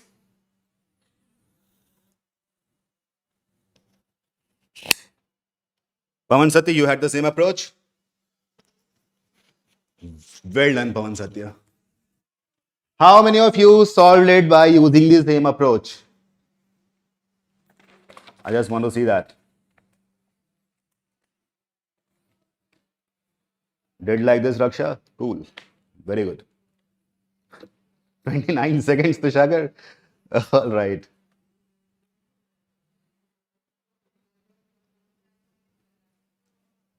Okay, so we have, kind of in 30 seconds, I'm saying 30 because it depends on the speed of people. People are very fast, they might be doing in 10 seconds, but 30 seconds is the maximum time, which should be allowed for these kind of sets. And trust me, you can expect this kind of set in which if you use some kind of, brain and logic, you would easily be solving it within 30 seconds for one question. Not all the questions, but overall, you will take 5 to 6 minutes, not more than that.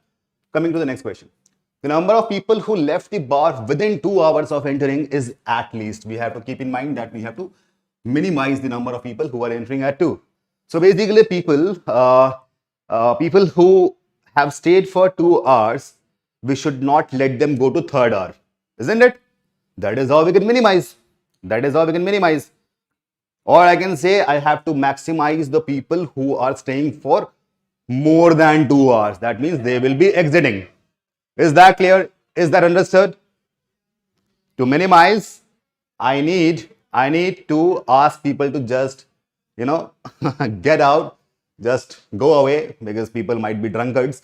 Just go away after 2 hours. So that is how I can actually minimize the number of people. You have 2 minutes for this. Let's come up with the answers.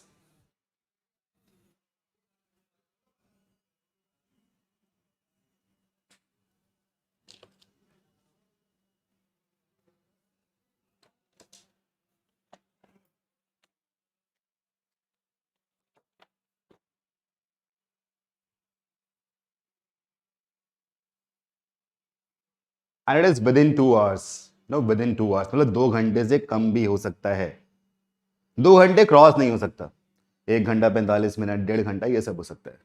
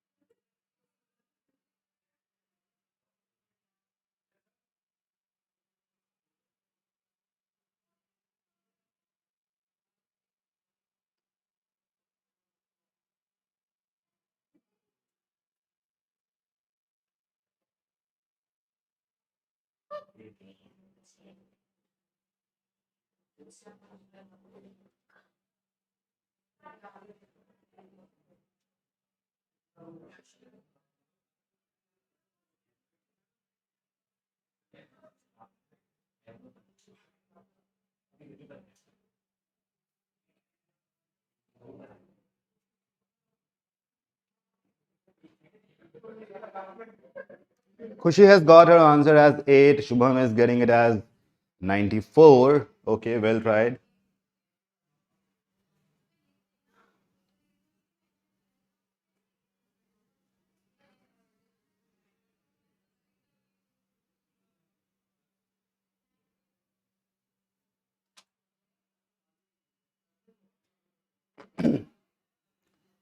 Two people got 8. How is that possible?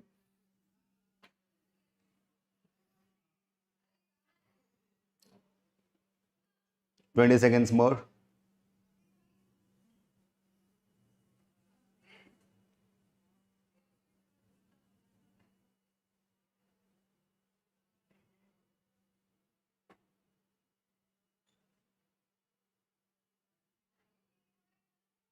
Right, Adarsh. That's quite a logic. 132 से ज्यादा ही होगा यार, of course. वैभव बिल्कुल सही बोल रहे हो. The answer should be greater than 132. That is something which we are kind of sure of. 132 लोग तो दूसरे घंटे पहुंच ही चुके हैं. 132 people already entered second hour, the second duration, isn't it? Answer has to be more than 132. But 132 से काफी ज्यादा होगा. Vineet, would you like to have a relook at your calculations? Okay, time up. Let's try to solve it. Okay, there's one thing which I want to tell you over here. First of all, let us go step by step. So these 132 guys have left already. And how many do we have? How many are remaining? We have 51 remaining. All right, just write 51 over here. Then what happens? These 117 guys. Now I need to minimize. Okay, remember I have to minimize. So what should I do over here? Now I want to send these guys, these 51 guys away. Moreover, 132 will be coming under the answer. So I'll just write 132 over here. 132 guys have actually crossed the 1 hour limit and they are going within within 2 hours. So 132 has to be a part of answer. Is that right? Understood? Stop typing the answer. Just answer if I ask any kind of a question. So basically, 132 are the ones who would be there for sure. Now, these 117 guys, I need to minimize. So basically, I would like to send these 51 guys out in this duration from 9 to 10. Is that right? So if I send 51 guys out, how many more do I have to send? How many more do I have to send? It should be equal to how much? 66. Is that right? So I need 66 more who will come from these 160. Is that understood, everyone? Understood? Just keep on putting your comments, yes, understood, because that is what is required over here. So now one thing you must be understanding over here. The arrow which is coming to the second row is the one which we have to count, and the arrow which is going to the third row, from like 51 goes from 1 to third row, 51 would not be counted. Is that clear? This thing is clear? Basically, LRDI is all about patterns. So this is a pattern which we should understand. The pattern is anything which goes from first row to the second row is something which we have to count. If anything goes from the first row to third row is something which we don't have to count. This thing should be very much clear. And that is how we won't be confused, because there are a lot of data elements, and to avoid any kind of confusion, we must be looking at some kind of pattern. That is the pattern. So this 51 won't be counted. These guys have gone away, and 66 have gone away from here. 66 have gone from this row to the second row. That means 66 has to be added. Is that clear? Is that clear? I am putting this under a square. 66 has to be added. I hope this thing is clear to everyone. Just put that pattern is clear in the comment box. The pattern is clear.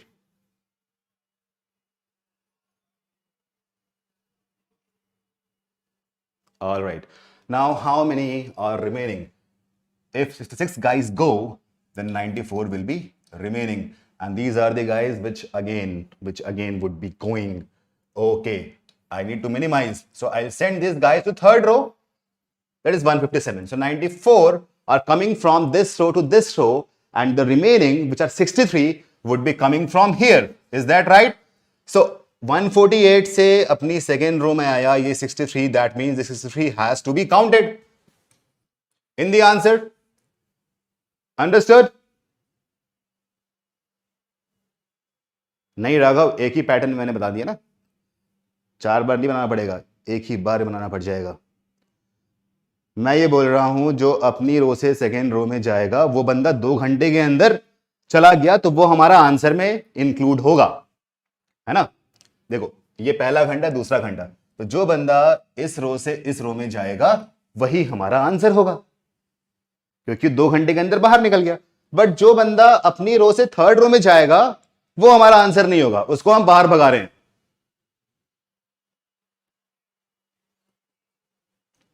Right? Tamannaah 51 not counted क्योंकि वो 2 घंटे बाद गए हैं. देखो ना, ये 51 बचे हुए थे, 7 to 8 टाइम में रहे, 8 to 9 में भी रहे, लेकिन 9 को क्रॉस कर गए वो बंदे. तमन्ना, these guys, the 51 guys have crossed the time limit of 2 hours. That is why we are not counting them. We have to count those who are exiting within 2 hours. Clear? Within 2 hours. Is that clear? Everyone? Pratiksha, Tamanna, and everyone. Just put a yes if it is clear.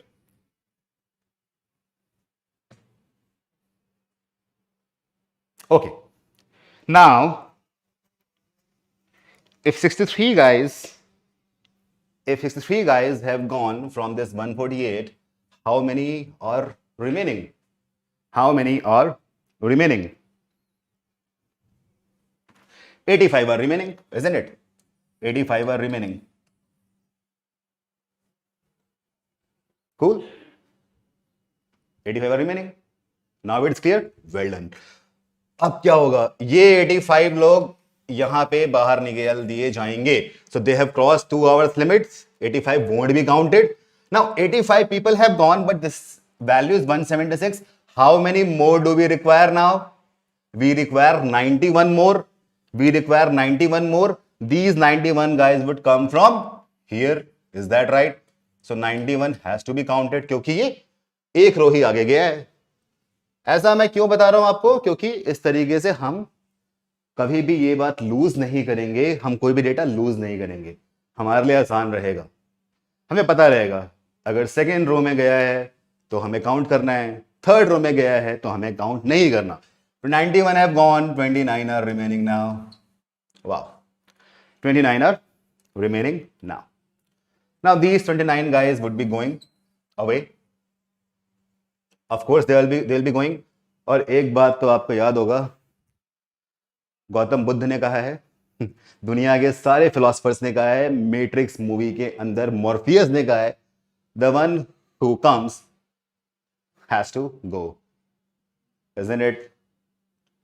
जो आया है वो जाएगा. One who is born has to die. One who is come has to go. So these 97 guys would have to go anyhow. यार बार ही बंद हो चुका है ना. 29 have gone. 29 have gone from here to third row. These guys won't be counted. But this 97 have gone within 2 hours. They will be counted. This is our answer. Just add them up and get the answer. Clear? Naveen, I just said one who has to come has to go.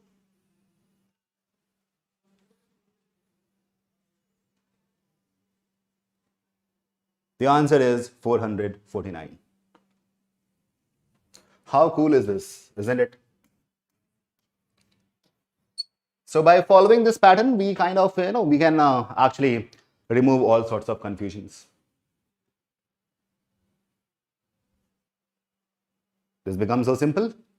If anybody wants me to repeat this set, I will do that. Just put in the comment if you want me to repeat the set.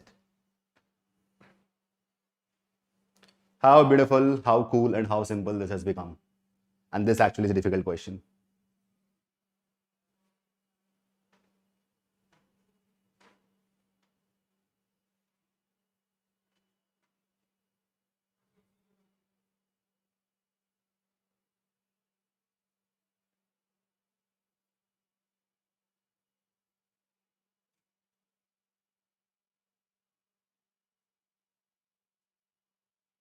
No, Devi Prasad, we are minimizing. जितने बचे उनको हम भेज दे रहे थे ना. All right, so it's clear. Very well done. You want me to repeat next? Oh wow! So people are going there. I think you can just rewind this and look at it once again. Okay. Question number 3. The number of people who entered the bar in the interval 7 to 8 p.m. and left the bar in the interval 10 to 11 p.m. is at most. Now we have to maximize.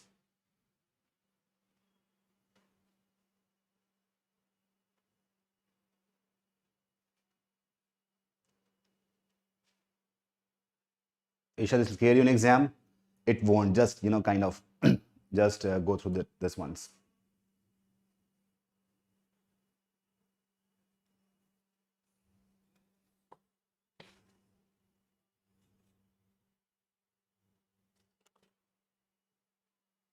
And you know what? I would somehow expect all of you to answer this question within 10 seconds.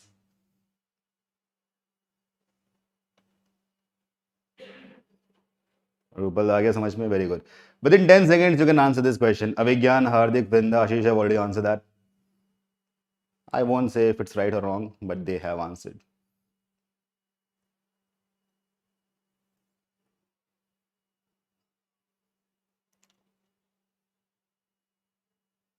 Oh, wow. Kind of easy, yeah? At most. So basically, one thing that we already know, that 51 guys are remaining from the people who have entered 7 to 8 p.m. And the answer cannot be more than 51. That is something which we know, right? The answer cannot be more than 51. Okay. Here what happens? 117 people go and 43 remain. All right. Here what happens? 148 people go, but 9 more are required. These 9 we can take from here. These 9 we can take from here. right? So basically what is happening overall, we have reached this this duration 10 p.m. to 11 p.m. and automatically whatever the deficit was is basically being taken care by this 43. If this 43 was less than 9, then there would be a problem. But it is more than 9, it can easily balance out. So this 51 doesn't change. This remains constant. This remains intact. Nobody is touching them. 51 would be remaining, and this is the maximum possible answer. All right. Clear? Now tell me something. Tell me something. If this thing was, let's say, minus 45, in that case, what would have been the answer? Anyone? If this minus 9 was actually minus 45, then the answer would have been what?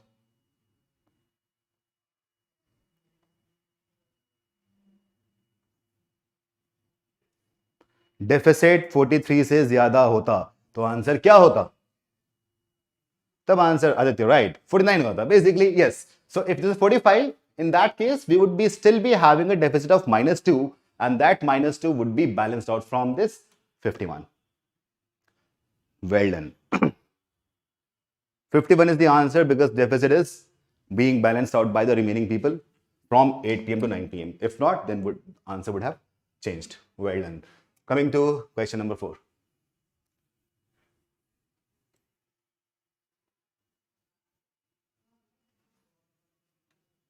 Let X be the minimum number of people who left the bar within 2 hours of entering, and let Y be the number of people who exit in the interval 12 to 1 a.m. Y is what percentage of X in nearest integer? All right. The value of X is already known, isn't it? Like in question number 2, we already counted the minimum number of people who left the bar within 2 hours. X was 449. Is that right? 449 was the value of X. And just find the value of Y and try to find the answer.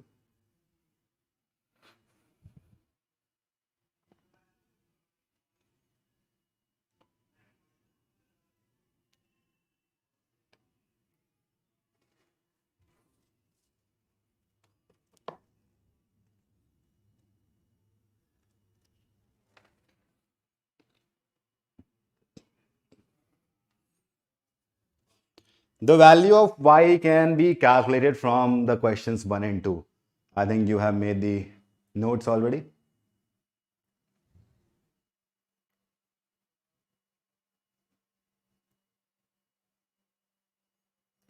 The value of Y, the number of people who have exited in the interval 12 m to 1 m. Basically, this question mark is what we have to calculate. That is the value of Y. Right.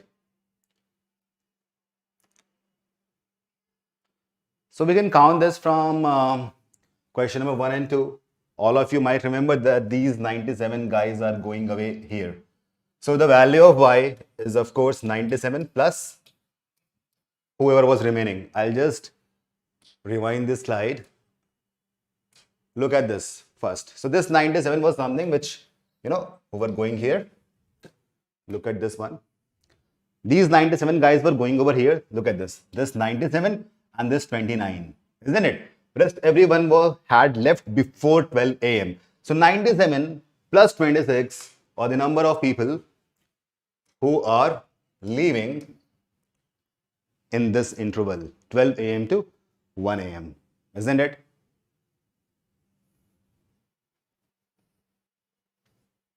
Oh, sorry, it's 29, not 26. This is 29. 29, not 26. All right. This thing is 29. So overall, we got 126 value of Y. 126 upon 449 multiplied by 100. If you do get something close to 28%, they have asked in nearest integer, 28% would be the answer. I think a lot of you have got the same answer.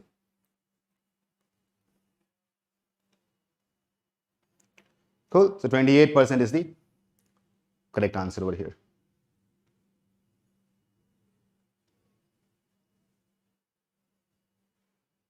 All right.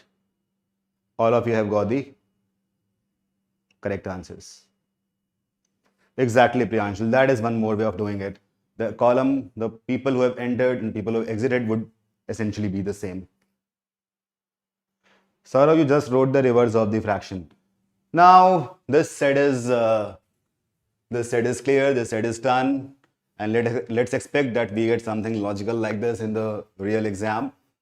This kind of set doesn't fall into any category of logical reason DI module. It's just logic based, purely logical. Coming to set 23, again, this is logical set, doesn't come under any category. ईश्वराज हाँ कर सकते हैं वैसे भी. Let's try to solve the next set.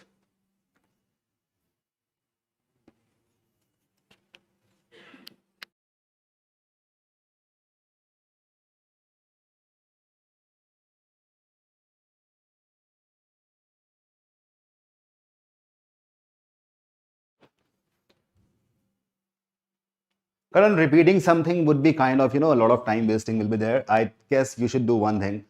At the timestamp 2 hours, you can just go and revisit that and you'll be able to understand. Others doubts, what is the doubt, Others? Can you please repeat?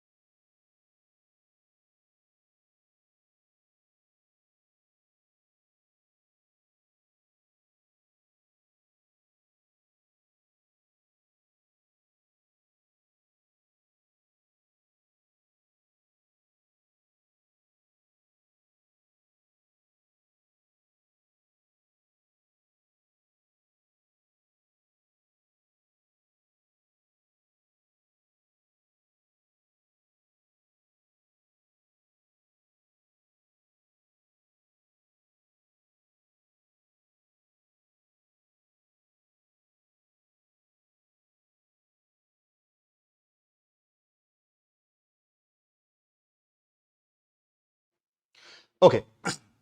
This set says a high security research lab requires the researchers to set up passkey sequence based on the scan of the 5 fingers of their left hands. When an employee first joins the lab, her fingers are scanned in an order of her choice, and then what she wants to re-enter the facility, she has to scan the 5 fingers, same sequence. The lab authorities are considering some relaxations of the scan order requirements, and it is observed that some employees often get locked out because they forget the sequence. All right.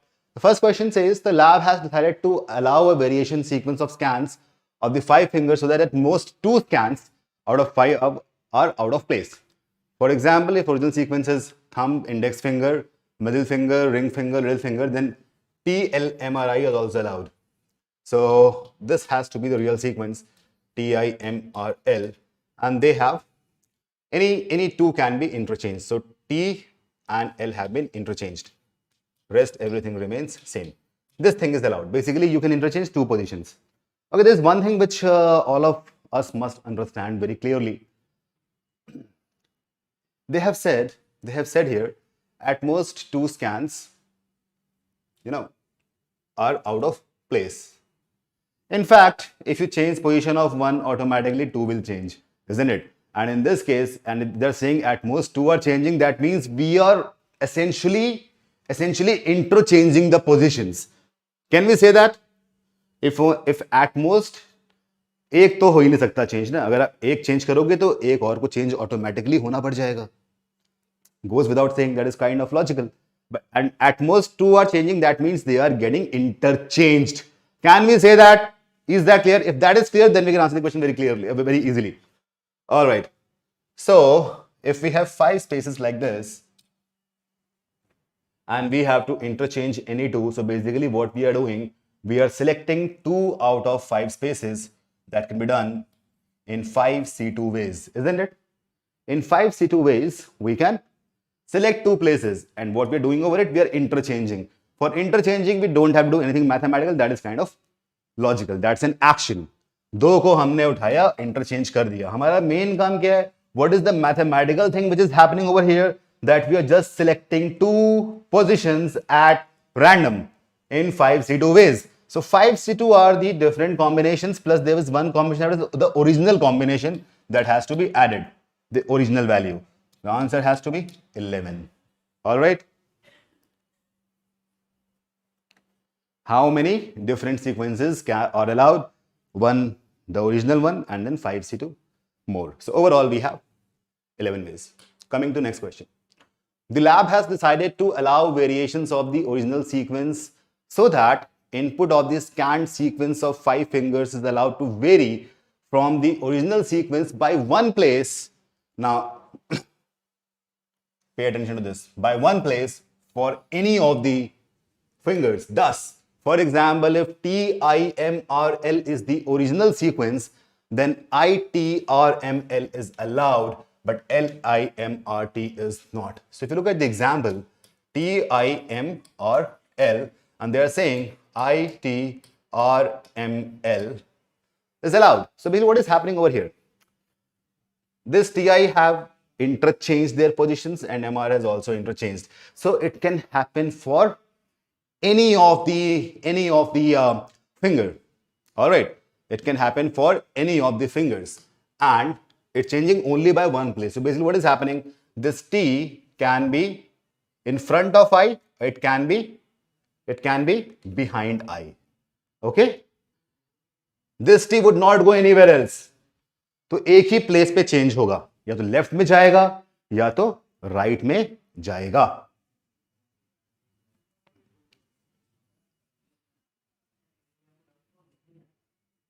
Is that clear, everyone? I hope this thing is clear. Only 1 position. All right. All right. So, yeah, tell me the answer.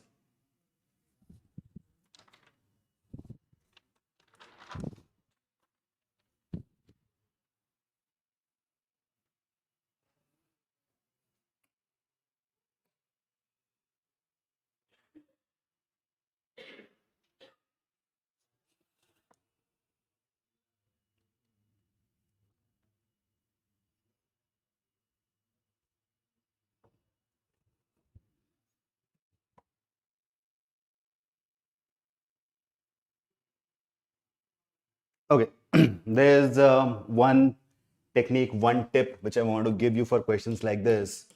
The questions which kind of confuse you, when this kind of variables are there, they can confuse you. Do not like it, thumb, index finger. Who talks this much?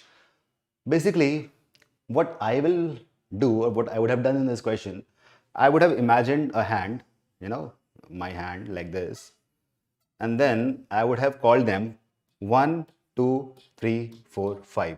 Essentially, I would have given my fingers numbers. Now, understanding the numbers is kind of easy because this question is all about making different cases and arranging the fingers. So arranging the fingers can kind of confuse you, and if you get confused, you'll be wasting a lot of time. But numbers would never confuse you. 1, 2, 3, 4, 5. Do you understand this and do you agree to this, that numbers won't confuse you? In any kind of question in which these kind of things happen, I always consider them to be numbers, which is kind of very easy, and because we have been doing it for quite a long time now. Is that understood, guys?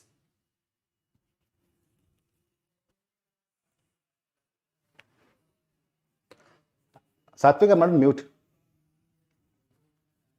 Everyone, is this understandable? Just put a comment over there.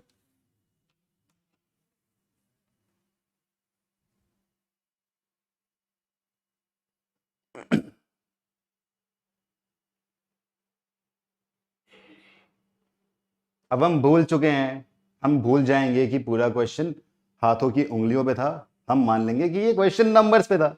Now how easy this becomes. So, all right, I will do it like this. Any original scan. So let us say the scan was 1, 2, 3, 4, 5. Now there are two cases here. One, that only one pair changes. Only one pair changes, other is two pair changes. So for one pair, what all possibilities do we have?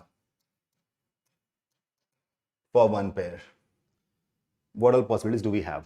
We can interchange 1 and 2, or 2 and 3, or 3 and 4, or 4 and 5. Overall, we have 4 possibilities, isn't it? Overall, we have 4 possibilities for one pair.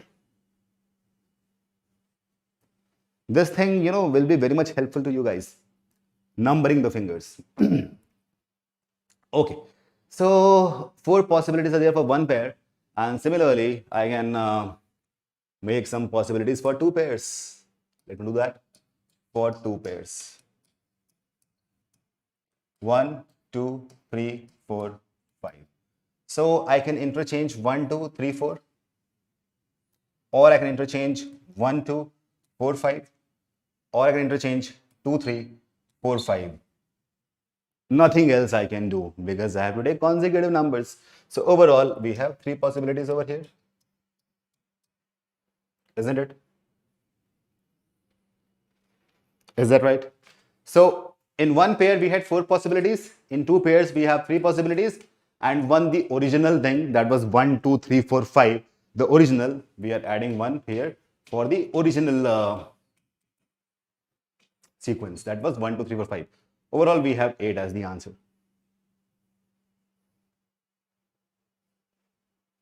Got it, everyone? Clear? So, do you think that numbering the fingers has made our life easier? Hasn't it? Just tell me in the comment box. Okay. The next question.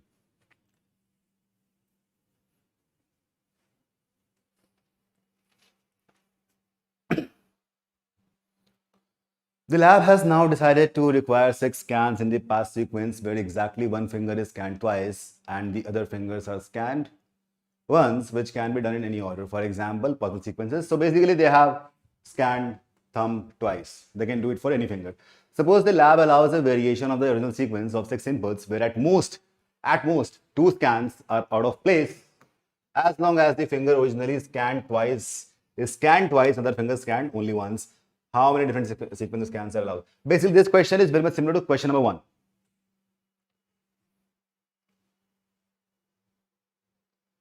This question is similar to the question number 1. The only difference is that now one finger can be done, pressed twice. So overall, we are doing the same thing. We are interchanging the positions.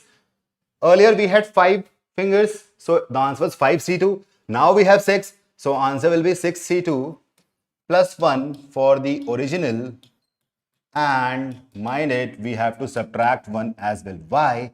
Because there are 2 fingers which are identical and the identical case would be counted twice. That is why. So this is the identical case. You understand it? Overall, we have 15 different possibilities. 15 different ways to solve it. Kind of a very easy question, I must say. Clear?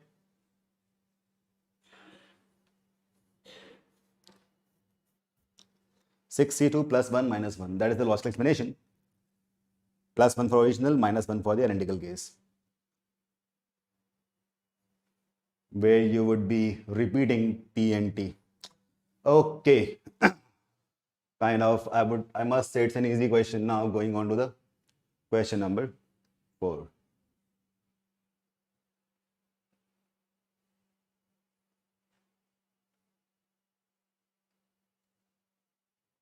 Sahil, of course, we can do that. I'll have to make all the cases in that case. Okay, let me take an example.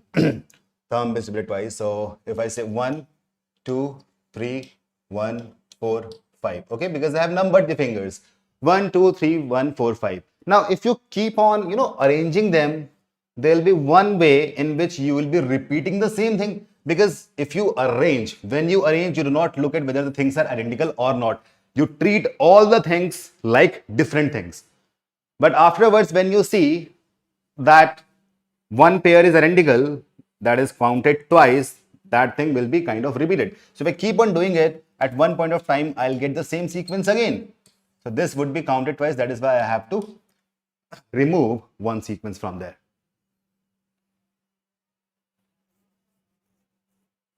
नहीं रूपल ऐसा नहीं होगा. I'll tell you why.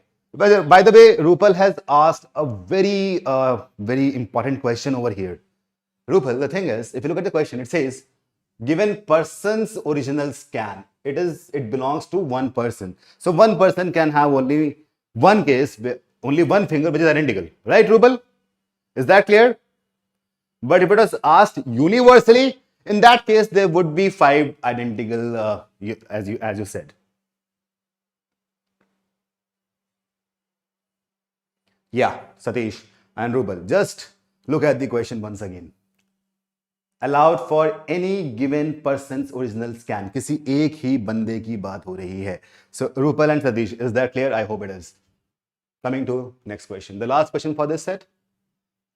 The lab has now decided to require 6 scans in the past sequence where exactly one finger is scanned twice. The same thing जो पहले था. How many different sequences of scans are allowed if the original sequence is this? LRDIM.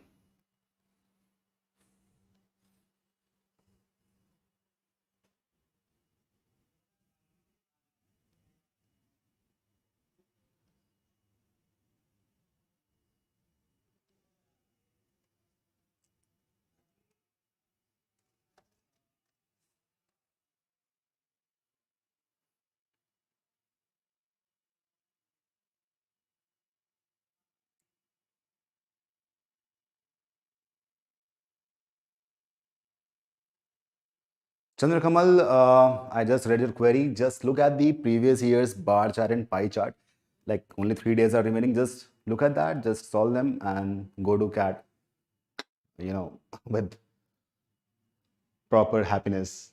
Do not get anxious about anything now. Just look at the previous year questions once. That's it.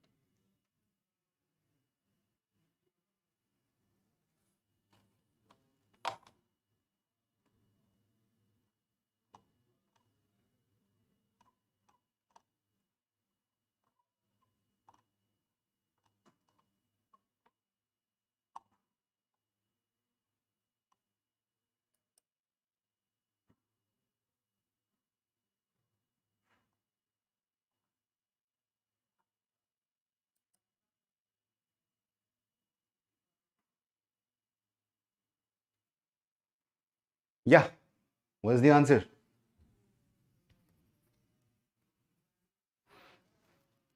Well, as I said that I am numbering all the fingers. Little one is 5, ring finger is 4, little finger is 5 again, thumb is 1, index finger is 2, middle finger is 3. So this is the original sequence, right?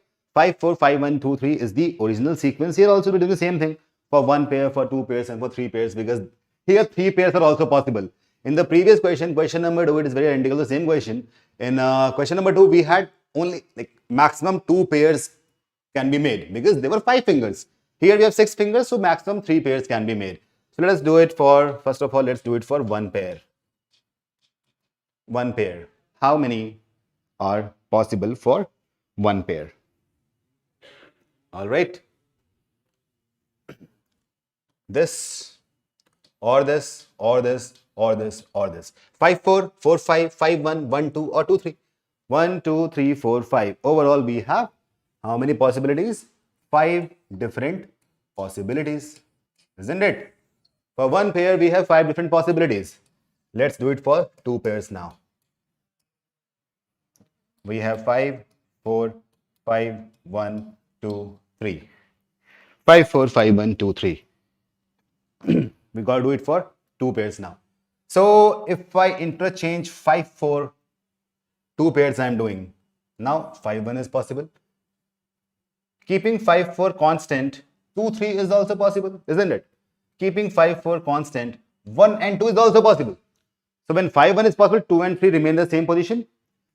So when you look at these, the curve that I have made, so whatever belongs to the curve would be interchanged, rest everything remains same. Now 5, 4 cannot remain in the same position. Now 5, 4 cannot be interchanged because the case has exhausted. Now, I will try to do it for this 5 remains here. I'll interchange 4, 5. I can do it for 1, 2. Keeping 4, 5 constant, I can do the same for 2, 3, isn't it? And in the last case, I can interchange 5, 1 and I can interchange 2, 3. I hope this thing is clear now. If I make this kind of table, I hope this will be very much clear. Overall, we have 1, 2, 3, 4, 5, 6 different combinations. 1, 2, 3, 4, 5 and 6. So overall, 6 possibilities are there. Is that cool?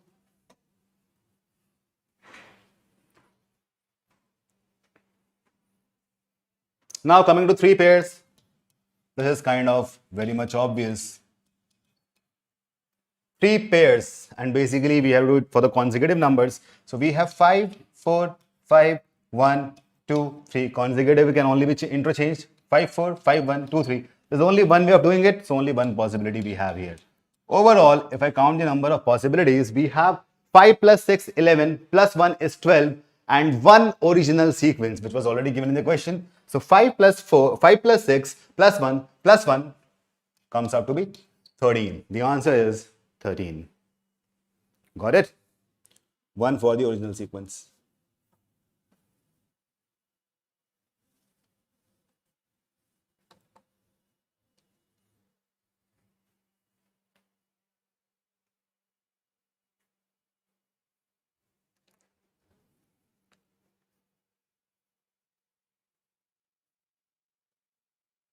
Understood, everyone? So here we have finished 2 logical puzzles, which are dependent on kind of quant and a bit of reasoning. And there's one tip which I showed you over here, that in this kind of questions, you can basically replace the fingers with numbers, which will be easy to calculate. So I would like to invite Sajjan sir again for taking the rest of the session. Good luck. We'll meet tomorrow.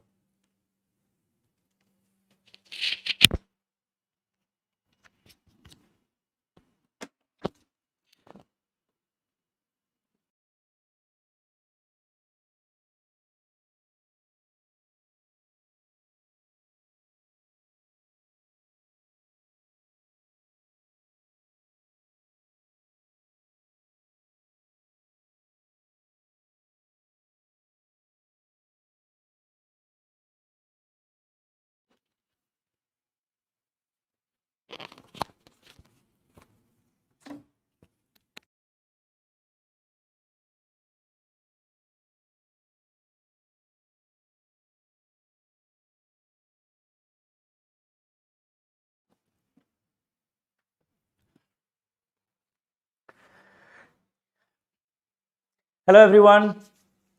I hope you enjoyed uh, sir's explanation, which was really, really very helpful and different. Even we were discussing those sets. So, sir's approach is always different. It's a little bit faster, but definitely a good one. So, I hope you enjoyed that. Now, this is the set, okay? And these are the questions. So, if you want, you can take your time. You can take 2, 3, 4 minutes, okay? And then we are going to continue it. So in that time, you can either take break, and if you have any type of questions regarding how does it work in iQuanta or any question, then you can ask. Okay, it's a 5-minute break. You can take the break, or you can ask the question, or you can try solving these questions. Okay, so just ask. I will try to answer as much questions as possible.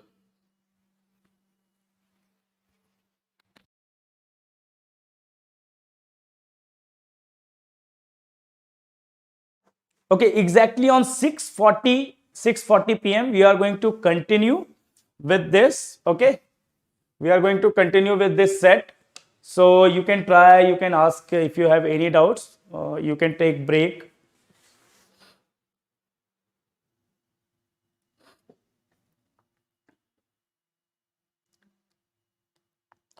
Uh, Japudi, yes, 6 question sets are definitely a little tougher than 4 question set, but it's not. You can't take that as a guarantee, because last year that javelin throw question was a 4 question set, and that was one of the difficult set ever appear in CAT. So even 4 question set could be difficult. Okay, so we can't comment anything about that.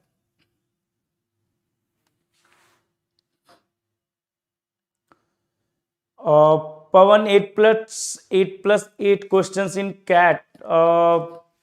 I guess in VRC, 8 questions would be a little bit not sufficient, okay, because it requires, I guess, 14, 16 questions to get 99 percentile in VRC. So you should be targeting more in VRC. In quant, in LRDI, you will get decent score. In quant also, with 8 questions, you will get a decent score, but not in VRC.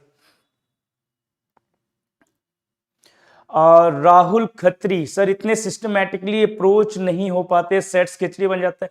Rahul, we were discussing about this whole time.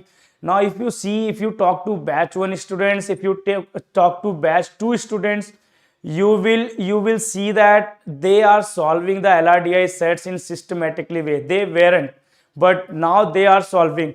I have seen some of the students were in very bad shape initially when I joined, but because of those method, those pattern or approach, they are now winning prize. One of those students won 1,000 rupees just by solving few 4-5 questions on Facebook today, right? Who was it? So I remember that guy was like struggling a little bit initially with the approach, but once it was clear, he's very good in quant and LRDIs now.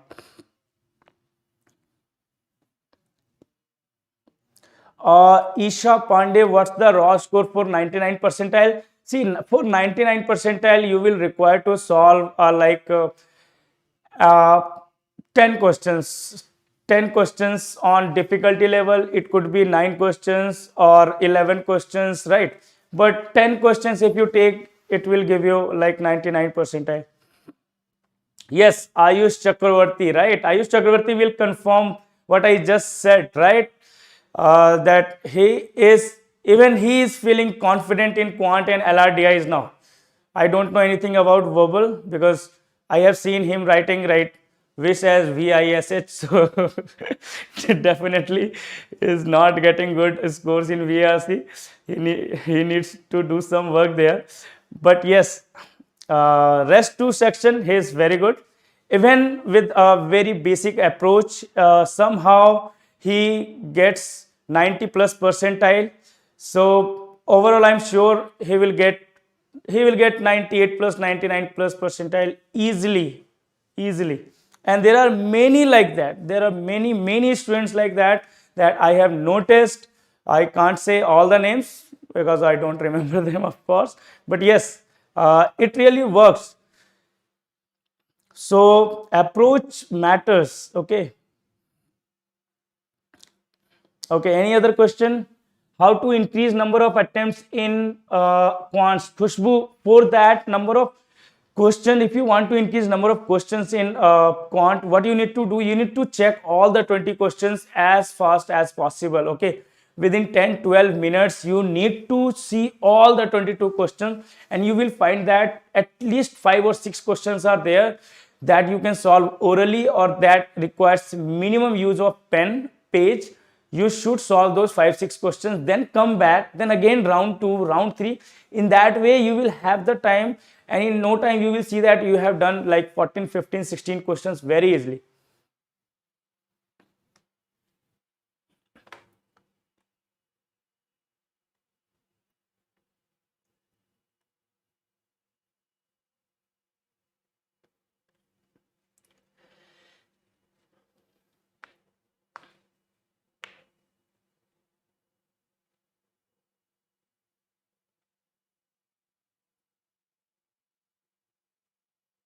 Bhavya, वो cumulative sets में what we were doing that out of 2017 we subtracted 2018 out of We subtracted 2017. In 2019, we had to subtract 2018 and 17.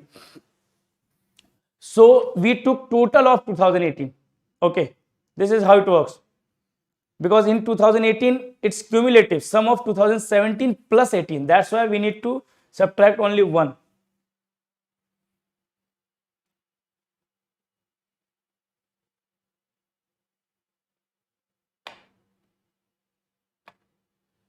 Kritika, as number of, there is no negative marking in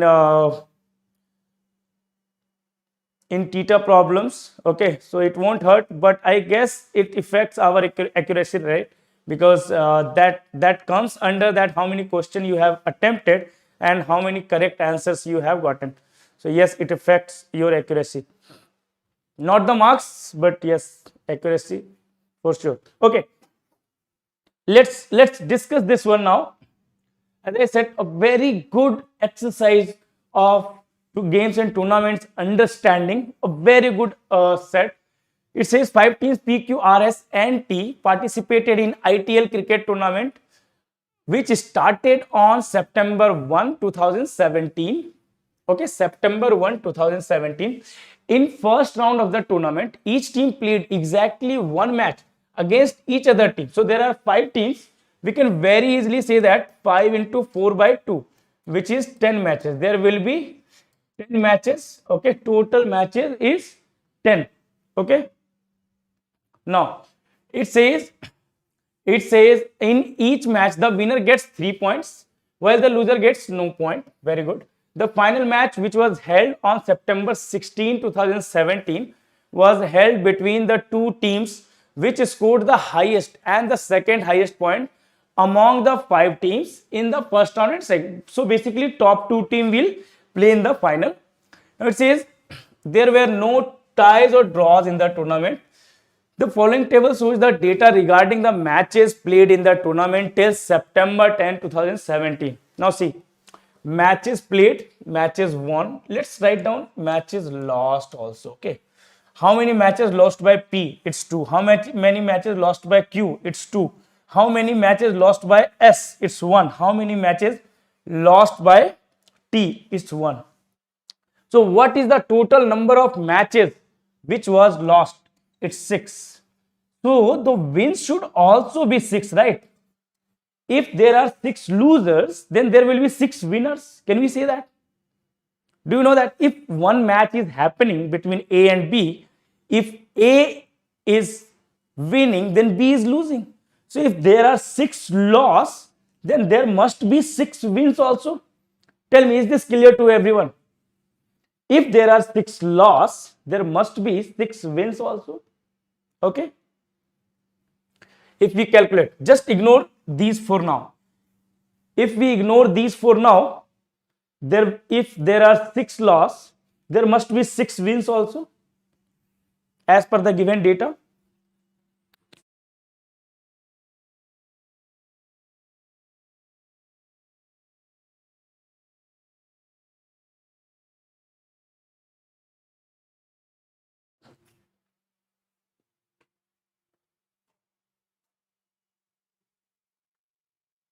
Right. So there are 6 losses, there must be 6 wins. So what we are missing, can we say what we need is at least 3 wins for R. At least 3 wins for R. That makes it complete. So 3 wins, 0 loss, 3 matches. Now the table is complete. You can see there will be 3, 3, 3, 9 and 3, 12. By 2, number of matches will be 12 by 2, which is equal to 6. That's why there are 6 winners and 6 losers. Okay, because when P and Q are playing, we count 1 match to P and 1 match to Q. So if we are adding this is double the number of matches. That's why we have divided it by 2. So we got the table, we got our table, complete table, by what? By September 10, 2017. Okay, till now हमें इतना ही find करना था. Okay, now let's move on. Let's solve the question. This is the final table. It says how many matches were played by R till September 10, 2017. We know that it's 3. Another question that you can answer, How many points team R had scored till September 10, 2017? 9 points. So 3 into 3, 9 points are clear. Now let's try this question. A very, very good question. If each team won different number of matches in the first round, then which two teams can play in the final tournament? See, won different number of matches. How many matches are there? There are 10 matches. And if sum of some so number of wins could be 0, 1, 2, 3, 4. Okay, so 10, all there are five different teams. So 0 plus 1 plus 2 plus 3 plus 4. These are the possibility. These are the number of matches won by all these teams, right? These are the number of matches won by all these teams. How many matches will be played by them? When we talk about in the first round, can we say total matches played by each team will be 4? 4, 4, 4 and 4. Okay, 4, 4, 4 and 4. Now, what happens here? Who can get the 4 wins? Till now, who do you think can get the 4 wins? See, the lost, P have already lost for now. P have lost 2, Q have lost 2, R lost 0, S lost 1, T lost 1. The only team that can, okay, yes, this should be, 1 second.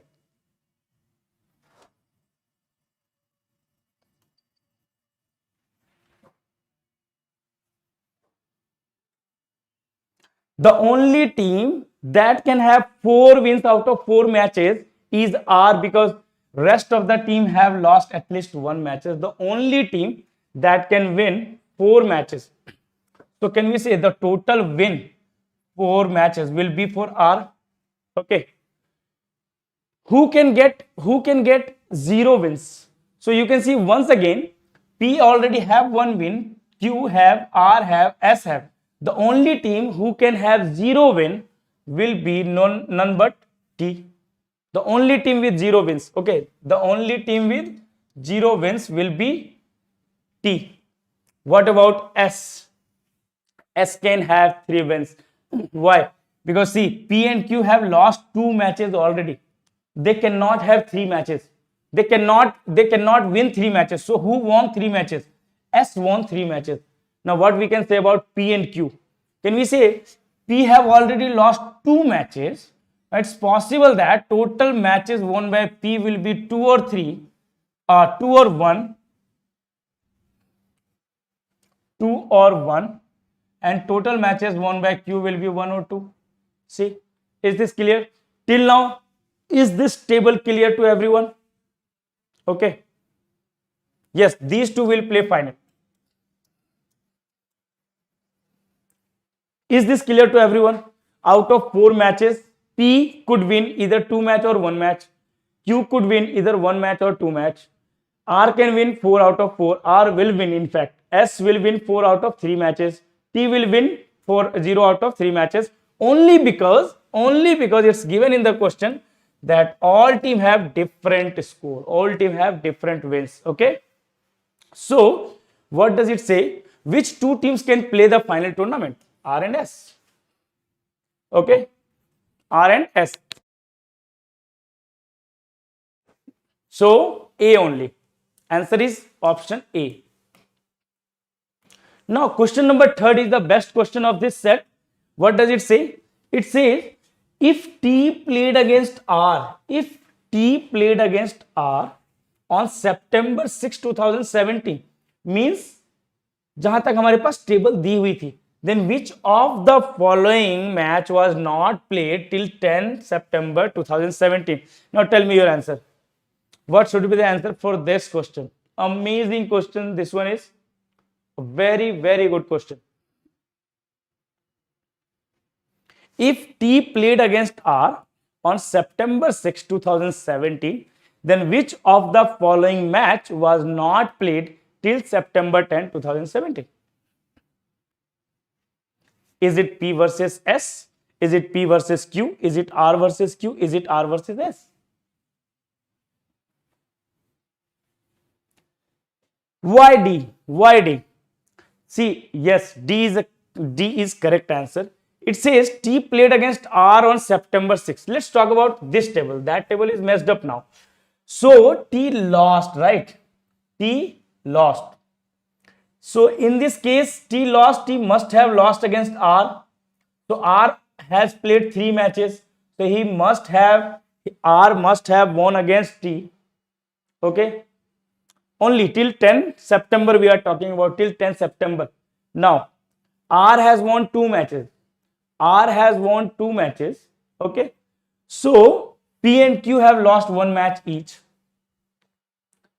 P and Q have lost 1 match each. No, sorry, because S is playing in the final. R and S, it has nothing to do with this. Okay. It has nothing to do with that. The logic is simple, that on 6th September, these two played, R won. Okay. So the role of T is clear till now. The role of T is clear till now. But in case of C, R still have 2 wins left. R अभी भी 2 match जीत सकता है. P and Q both have won 1 matches each. So क्या हो सकता है? P ने R को तो नहीं हराया, Q ने भी R को तो नहीं हराया, तो इन दोनों के एक एक विन आए कहां से? सोच के देखो. इन दोनों के, guys, once again, because R and S playing final has nothing to do with the question. Get out of that moment. Okay, try to understand this concept. Okay, R and T played match on 6th September. R won. Okay, R won. Now, P and Q both have won 1 win each. So they did not win against R. They did not win against R, right? Means they must have, P or Q, out of these two, one must have won against R. Not R, S. And in these 2 matches, one of them must have won against each other. That's why it's. So it means S has 1 loss, which is against either P or Q. Means S haven't played against R till now. Otherwise, S would have 2 losses. Is it clear to everyone what I am saying? Okay. People are answering this because based on previous, I guess you have watched previous solution given, which is not clear. Okay. So try to understand. Is this clear what I am discussing here? R versus T, R won. P or Q versus S, one of them must have win. P versus Q, Q must have won. Then only it's possible. Okay, it has nothing to do with R and S are reaching to the final, because R and S are reaching to the final. It's only possible when all have distinct score, all have different number of wins. That was question number 2. It has nothing to do with question number 3. Okay. फिर से एक बार मैं बताता हूं फटाफट. Are और T में match हो गया, टी हार गया मैच, जो कि ये वाला था. अब पी और क्यू एक एक मैच जीते हैं. किससे जीते होंगे? आर से तो नहीं जीते होंगे, टी से भी नहीं जीते होंगे. किससे जीते होंगे? एस से ही जीते होंगे ना. इसका मतलब एस जो एक मैच हारा है, वो पी और क्यू से हारा है, और जो एक मैच जीता है वो किसी से जीता? पी और क्यू से ही जीता होगा. इसका मतलब कि एस का मैच अभी तक आर से हुआ ही नहीं है ना.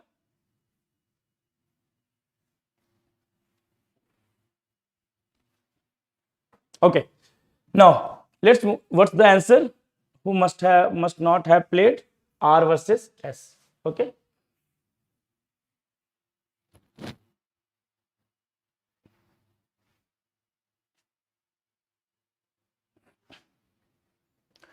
Okay. Now, a very good question.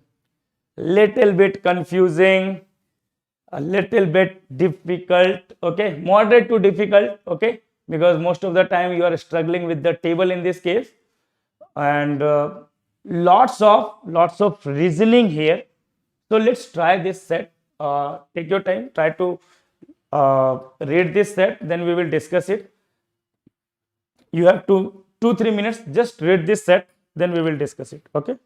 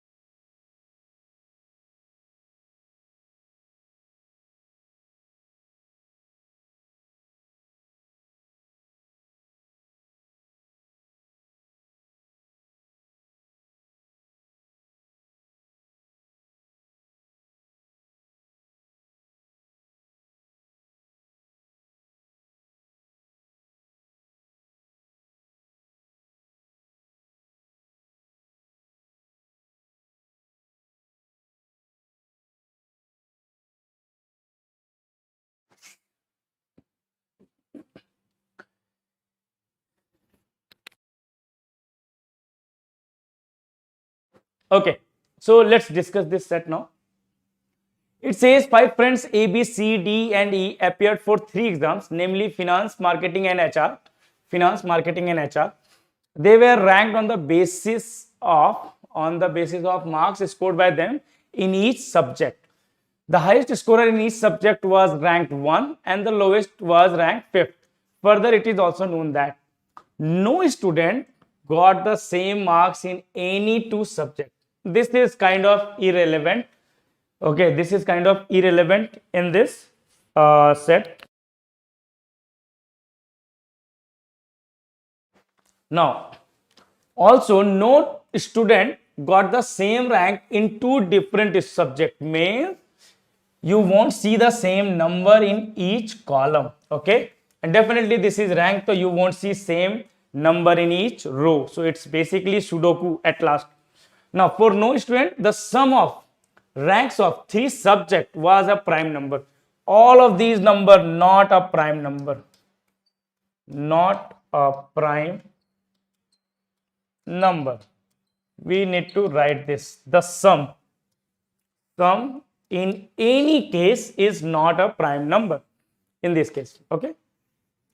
D's rank is marketing was 1 less than sum of B's rank in all 3 subjects. D's rank in marketing was sum of 1 less than. So see, okay, in case of issue, basically how do we decide? See what will happen in case of, if you take rank of any particular 1, 2, 3, then you will have to write A, B, C, D in these boxes. You can also do that.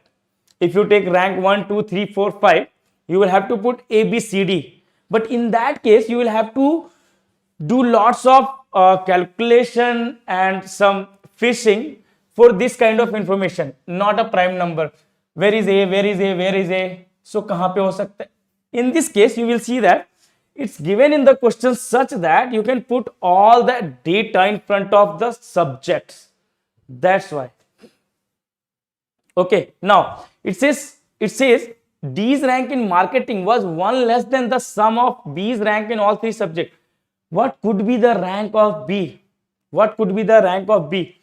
Rank of B could be minimum 1 plus 2 plus 3, which is equal to 6, and maximum it could be 3 plus 4 plus 5, which is equal to 12.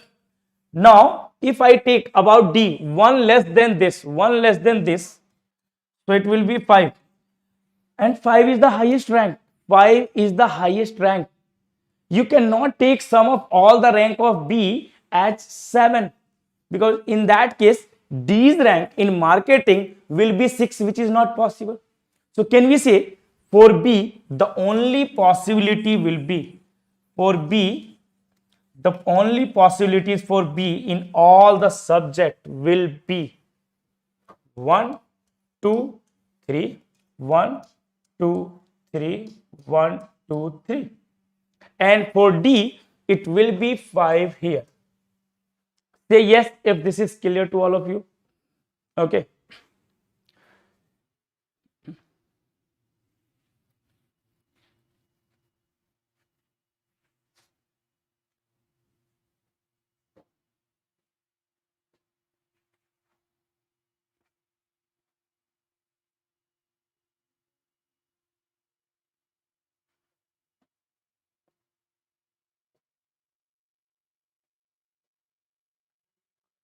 You need to know, you need to catch these type of things. Okay, otherwise you will be taking lots of cases, then it will be a little bit of problem. See, in last question also, if you don't know this part,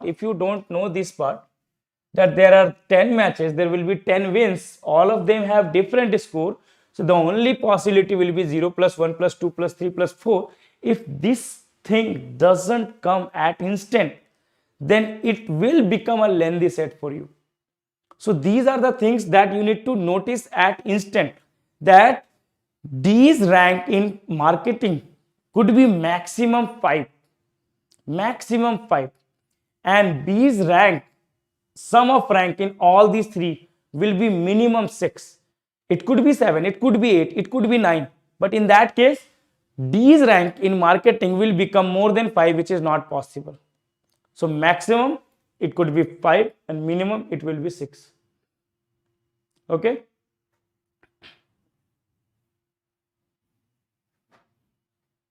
Agreement? B's rank cannot be 6. Okay. And it's talking about only one D's rank in marketing was 1 less than the sum of B's rank in all three. Now E's rank in HR will be equal to sum of C's rank in finance plus C's rank in marketing. This what we know for now.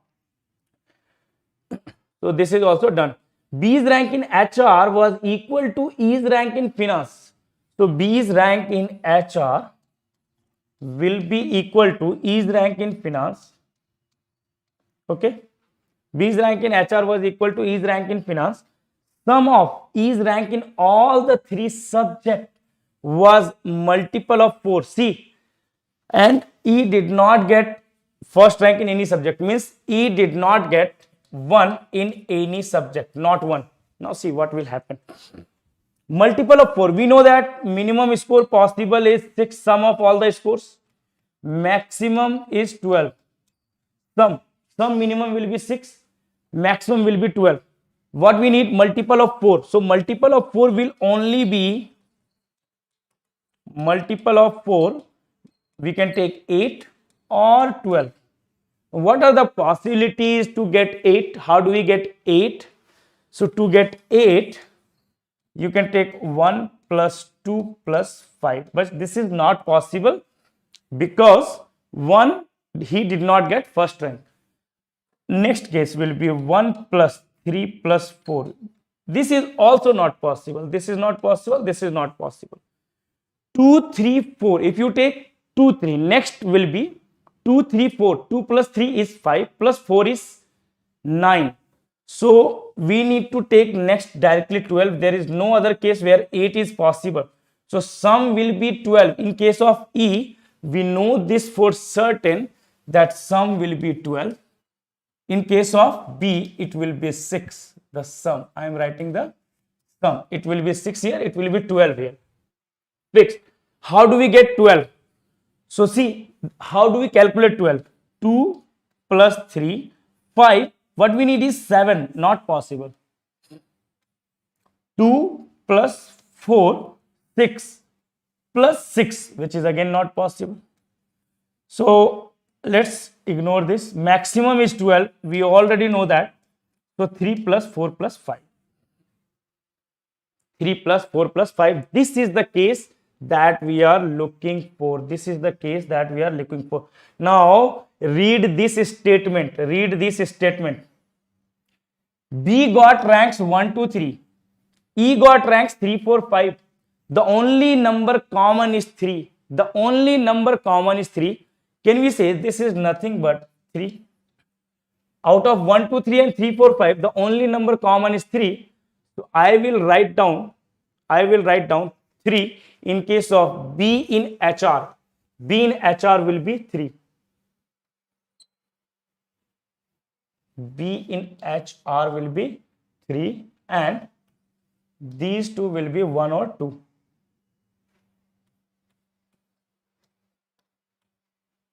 And E in F, E in finance will also be 3. This will be 4 or 5. This will be 4 or 5. 5 cannot be here. It will be 4. It will be 5 here. Okay. All right. Clear till now?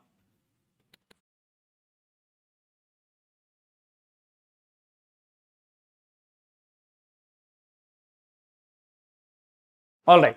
Now, what else? What do we have? What do we have? We have to use this one. We know that E in H. E in H, HR is 5. So this is equal to 5. The only possible way is 1 plus 4 or 2 plus 3. 4 plus 1 or 3 plus 2. Right? This is the only possible way for C. Okay. Now, let's move here now. What we can say? Now we have used all the clues given. Okay. We need to use it if necessary and rest solving it. So how do we start? We can start with C. We can start with fifth rank. Fifth rank cannot be with E. Fifth rank cannot be with D. Okay. Fifth rank finance में किसका हो सकता है? Who can get fifth rank in finance? Who can get? In finance, C can never get 5. B is not possible, so only fifth rank possible is A. In finance, the only possibility is A. Is this clear, guys?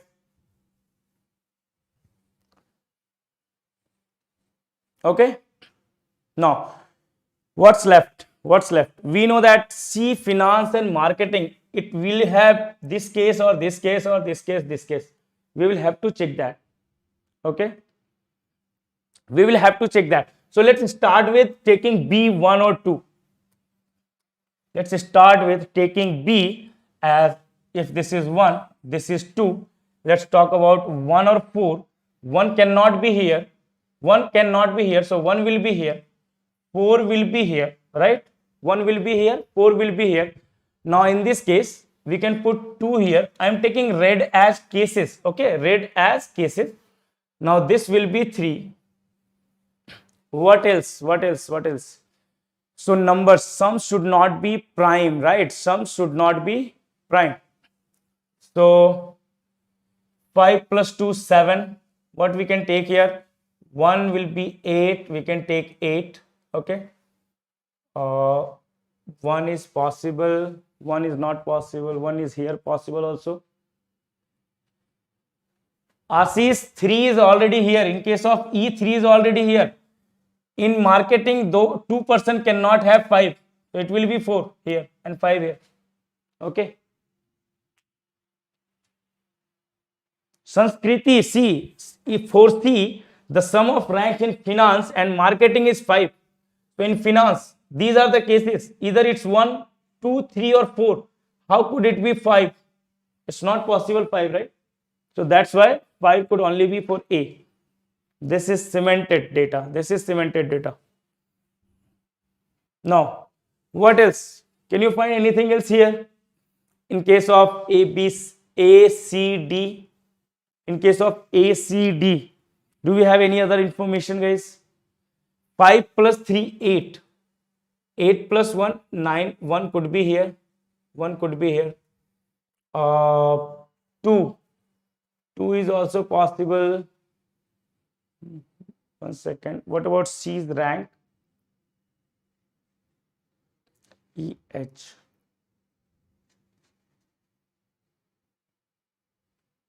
Is there anything? Yeah. All is good, right? Everything is good. ठीक है. Okay, 4, 1, 3, 5. 4, 1, 3, 5, it will be 2. If it's 2, then what's left? 4 and 1. 4 and 1. So it could be 1 or 4 here. 4 or 1 here. See, is this correct till now?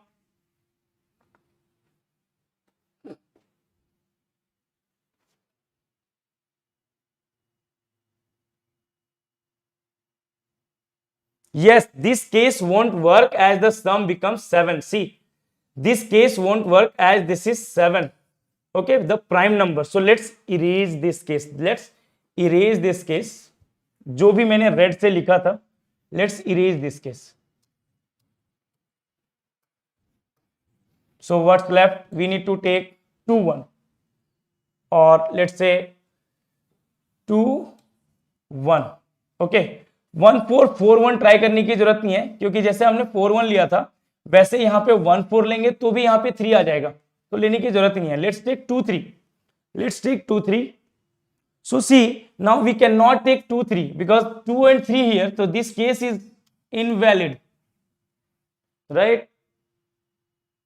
CHR has to be 4. Why it has to be 4?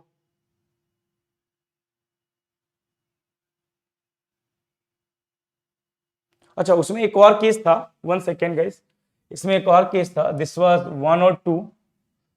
1, 2. We need to take 2, 3. In this case, we need to try this 2, 3 also. Let's try this one for now. This case is cancelled. We need to take 2, 3. So 2 we can take here. 3 we can take here. Okay. So 1, 2, this is first case we are taking. Okay, this is only the first case we are taking where we got 1 and 2. So this will be 1. This will be 4. Okay. What else? What else we can say? 2, 3, 5. So we can put 1 here. It will become 6, which is possible. 7, which is not possible. 2 cannot be put here. 1, 3. What we can take? 1 कहां पे हो सकता है? HR में rank 1 A तो नहीं हो सकता. HR में rank 1 C और D होगा.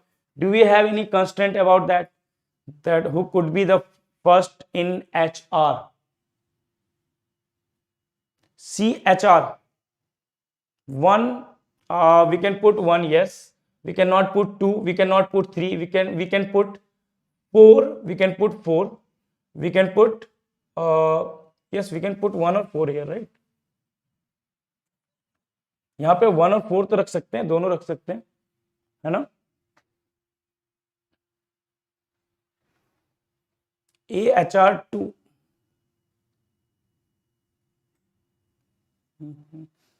3 हो गया. अच्छा, 3 हो गया. 1, 5 हो गया. We can put 2 or 4 here. If you put 2, it will become prime. So we can put only 4 here. Right. No. It's 6 already. So 2 or 4 is left. If you put 2, it will become 8. If you put 4, it will become 10. Both of them are possible. We can take 2 or 4 here. This is 4, 9. So 3, what we are left with, 1 or 2. If you put 2, it will become 11, so it will only be 1. See, it will only be 1 here, only 1. We cannot put 2 here, so it will be 4, so this will be 2. So this case is valid. Now you can see this case is valid, right? Everything is correct. We have taken, B got 1 in finance, 2 in marketing, and 1 4 was not valid, invalid case. We need to take 2 3 now. 2 cannot be in marketing here, so we put 3, and then 2 will be here. Okay, so apart from that, what next step, guys? 4 5 is already there. In case of D, we need to put either one or 2. If I put 2, it will become 11, which is a prime number, which is not possible. So what we need to do is we can put only 1. Similarly, what's left? 2 or 4. We can put only 4 here and 2. So similarly, we can try with next case, that by taking, see, we can also try next case by taking, this is 2, this is 1, then this case, the 4 1 will be not possible. 1 and 4 we can take here, 1 here, 4 here. But this case will be cancelled out somehow. Okay, this case will be, you will check, same concept, same everything. This case will be cancelled out in both, either 2 or 3.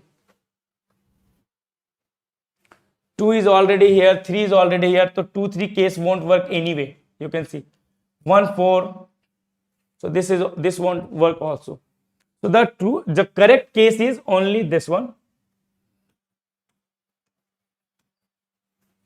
And now we got our table. Now let's check the questions. It says, who got the last rank in finance? Last rank in means A. A got the last rank in finance, option C. How many students got higher marks in HR than what A got? In HR, A got second rank, so only one person got higher marks. Who scored maximum marks in marketing? Maximum marks in marketing, rank 1A. Option D. For whom the sum of the ranks is 9? Sum of the ranks is 9. For whom? C. It's C. Sum of ranks is 9 for C. Or not this C.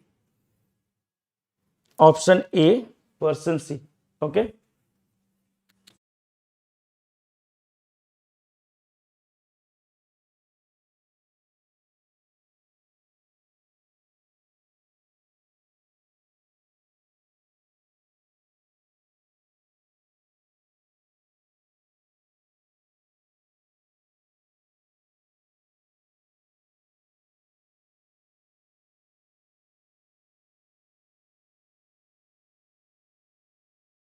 Hardik, yes, 4 and 1 is never possible. Yes, correct. Because then only point left will be 2. Correct.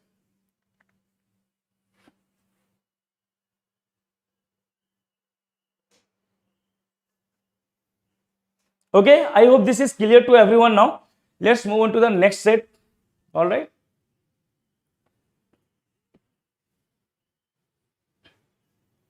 Okay. Now, this is also a very good question. So, as we are getting short on time, so you can try this question on your own. Okay, this is not a very difficult question. I wanted to do some games and question based on games and tournaments and Venn diagram. Okay, so you can try this question on your own. All right. Let's move on to the next question. I can come back to this. Yes, this is again one of the questions, one of the most beautiful question based on cumulative data. Okay, cumulative data. So you can try this question. We can try this question, or we can move on to the next question also, which is based on integral solution. Then comes games and tournaments. Then comes Venn diagram. So which one do you guys want to do first? This cumulative, games and tournaments, or Venn diagram? कौन सा करना है सबसे पहले? Games and tournaments, Venn diagram, और this set, cumulative set, set 29. Brightness कम कर दूंगा मैं, पहले बताओ तो. I will reduce the brightness.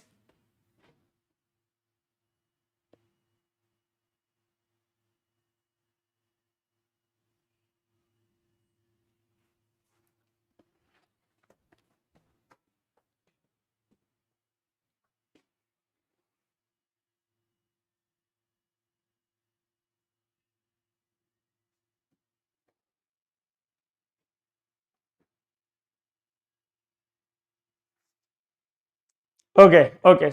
I am getting all type of answers. So let's first try to. We will solve all the three questions. Okay, we will solve all the three questions first. One this set, then games and tournaments, then Venn diagram, and then we will think of something else. Okay, let's try this one. Let's try this one. These are the questions, and this is the set. Okay, so just try this. Try this. Read this, then we will discuss. Okay. One by one, we will try all the three sets one by one. Then I will move on to some other sets. So read this set.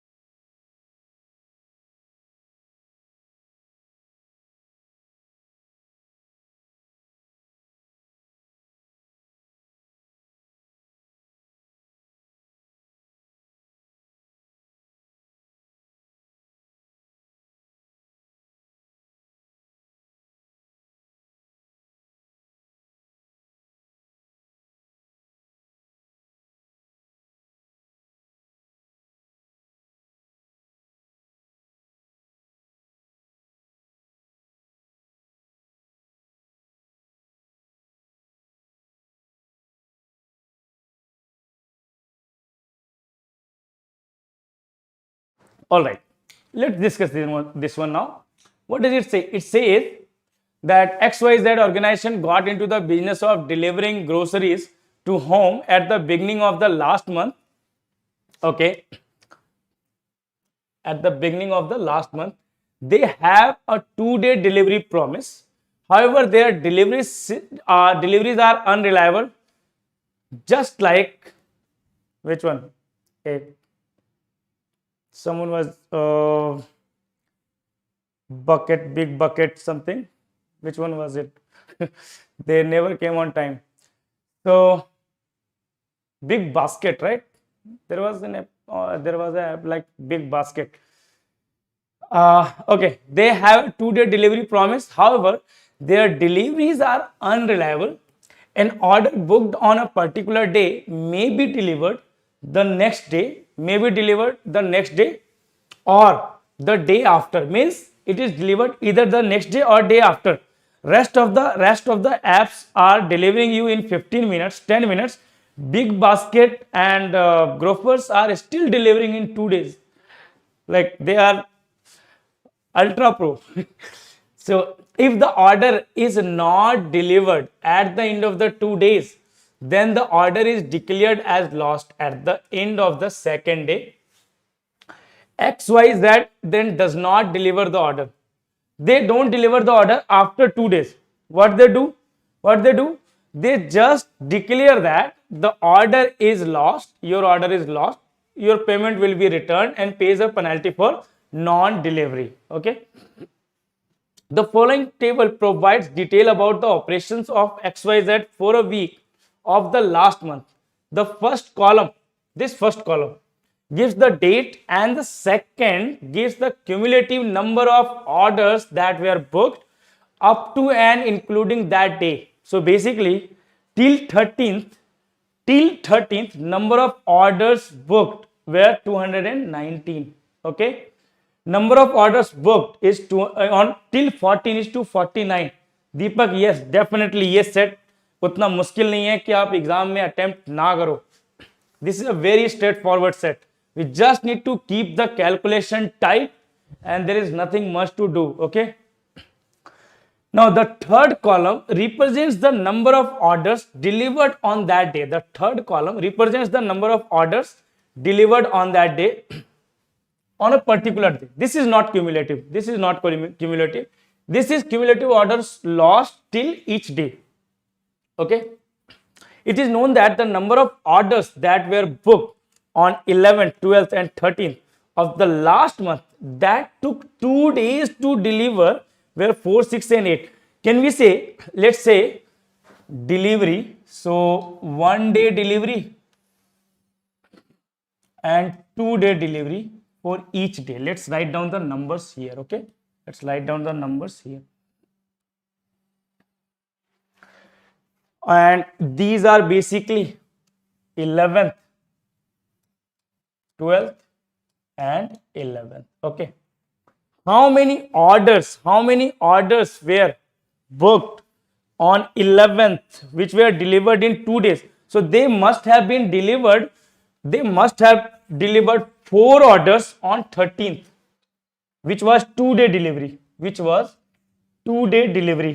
11th का 4 order 13th को deliver हुआ होगा, 12th के 6 order 2 दिन बाद deliver हुए होंगे and 13th के 2 ऑर्डर 15th के लिए, तो कितने 8 ये डिलीवर हुए होंगे. ये कह रहा है क्वेश्चन में, अभी तक तो यही कह रहा है. Is this clear to all of you guys? Say yes if this is clear, because इसके बाद फिर हम आगे बढ़ेंगे. ठीक है, इज दिस क्लियर? यहां तक सेट को समझना जरूरी है.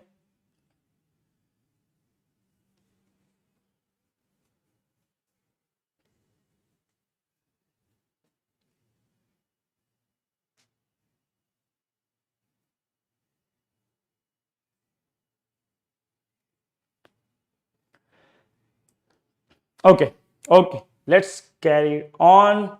So first what we need to find is total number of orders that were booked on 14th only. It will be 30. 14th minus 13th. 277 minus 249. It will be 28 orders booked on 15th. This will be 25 orders booked on 16th only.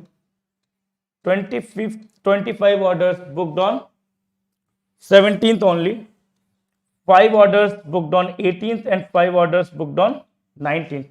Similarly, if we talk about cumulative orders lost, so orders lost on 14th only. So there were 91 orders lost on till 13th. On 14th it was 92. Can we say it was one order, exactly one order which was lost on 14th. Then 15th it will be 2, then it's 12 and then it's again 12, right? And then it will be 2 and then 9. From 14th to 19th it's very much clear. Before that we might not know this, okay, but we need to figure out. But till now it's pretty much clear what should be each day number of orders booked and each day number of orders lost. Okay, so you should be aware that on 14th one order is lost which was booked on 12th, because order is lost counted exactly after 2 days. So this one order was from 12th, this 2 order was from 13th, this 12 order was of 14th, okay, and so on. Okay, I hope there is no confusion about that. Now let's talk about what we have already. On 13th, 11 orders, 11 orders were delivered. 4 were delivered by 2-day delivery system, and this will be 7. This is 6, this will be 21. This is 8, this will be 15. Okay. Till now it's very basic. Till now it's very basic to understand till now. Now the challenges arises. What do we know? Can we find the number of orders booked on 12th? So see, on 13th by 1-day delivery system 7 orders were delivered. On 14th by 2-day delivery system 6 orders were delivered and 1 order was lost. Can we say 7 plus 6 plus 1? How many orders were booked on 12th day? How many orders were booked on 12th day? Can you tell me? Can we say 7 plus 6 plus 1? Total 14 orders were booked. Total 14 orders were booked. On which day? 12th, right? Exactly 14 orders were booked on 12th. Okay. Can we find out about for 13th? Yes, we can find out that for 13th. See, by one day delivery system, 21 orders were delivered, which were booked on 13th. By 2 day delivery system, 8 orders were booked and 2 orders were lost from 13th to 15th. So 21 plus 8 plus 2, 31 orders were booked on 13th day. देखो, is this clear till now? 31 orders. देखो, क्या ये अब बताओ, is this difficult? You just need to be calm and try to understand. It's very simple. It's very very simple. Is it not? ये बहुत matter करता है कि किस तरीके से आप सॉल्व कर रहे हो, कितने आराम से, कितने कूल होके. This is everything about the best approach to LRDI. Okay,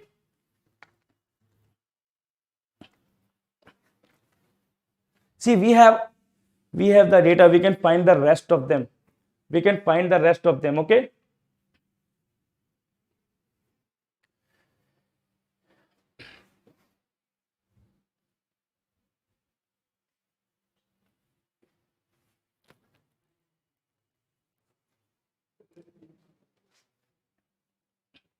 all right, चलो चलो अब मुझे बताओ, tell me if you have already done or understood this, tell me this value. What will be this value?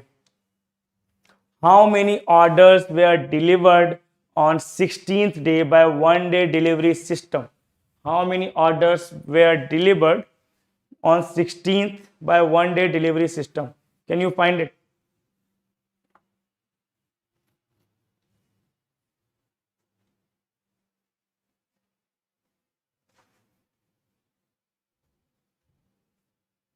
Yes, ये value तो निकल आएगी उसकी, हमें टेंशन नहीं है, यहाँ वैल्यू निकल आएगी उसकी, उसका कुछ नहीं करना.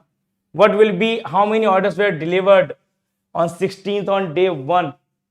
See, how do we calculate that? First we need to find how many orders were delivered, on 16th by 2-day delivery system. So from 14th, how many orders were booked? 30. See, 30 orders were booked, of which 15 were delivered next day. Also 12 were lost. So 3 orders were delivered on 2-day delivery system. So this will become 8. Okay.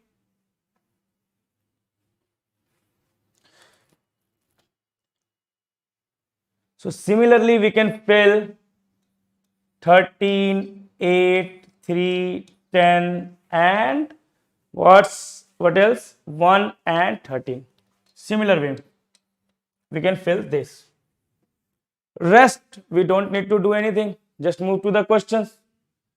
You should be able to solve the questions now. Do we need to waste some time there, or will you solve the question on your own later? You can solve the question on your own. It's very straightforward because there is no if or but. So you can just use this data to solve all the question. We can move to the next.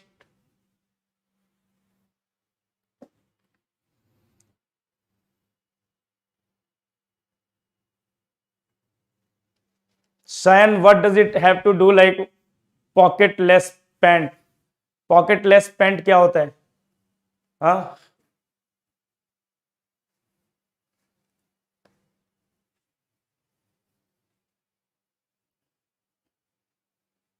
Deepak, yes, you were saying this is a difficult set.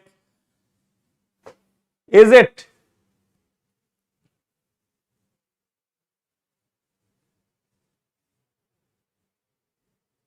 Okay guys, so solve the questions. Okay, we are a little bit short on time. We are going to try one question based on games and tournaments, which is this one. Okay. So once again, check this question and we will discuss it. This is mostly based on a little bit of natural number knowledge and a little bit of distribution, little bit of games and tournaments. Okay, this is a good set. So let's try this one.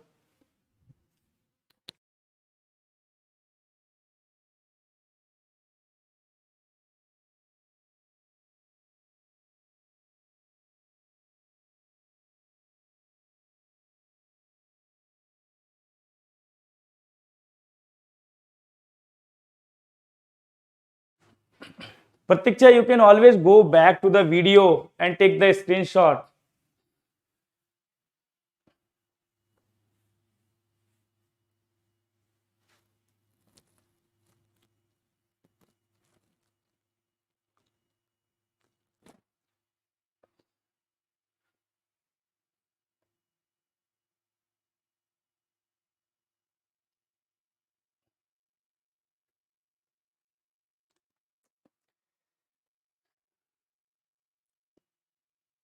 कहाँ गया वो question?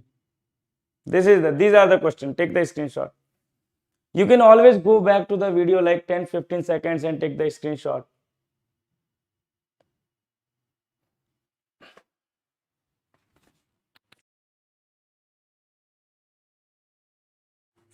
सिमकैट 15 में था ये set, same set, exactly same set.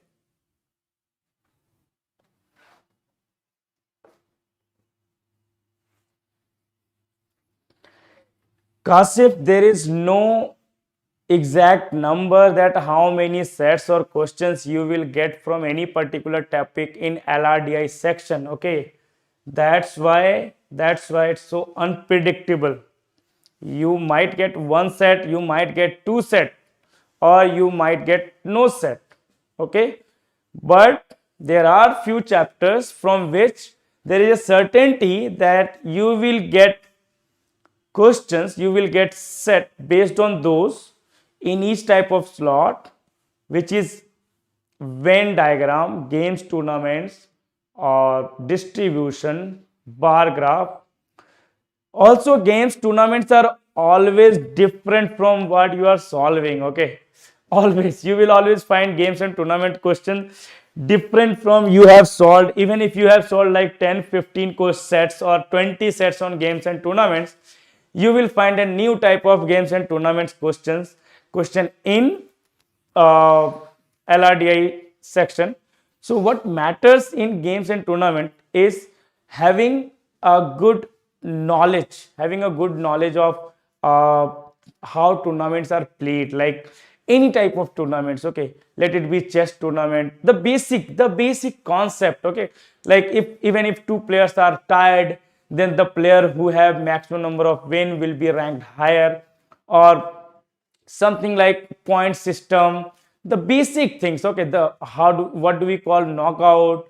So those things, if you know, then it's okay. Otherwise it's really difficult to solve games and tournament question if you are having problem with ranking or the process of tournaments. Then it will be a little difficult, but in Venn diagram it's very much straightforward. Okay, so let's solve this set. It says the number of players. What does it say from start? Let's slide.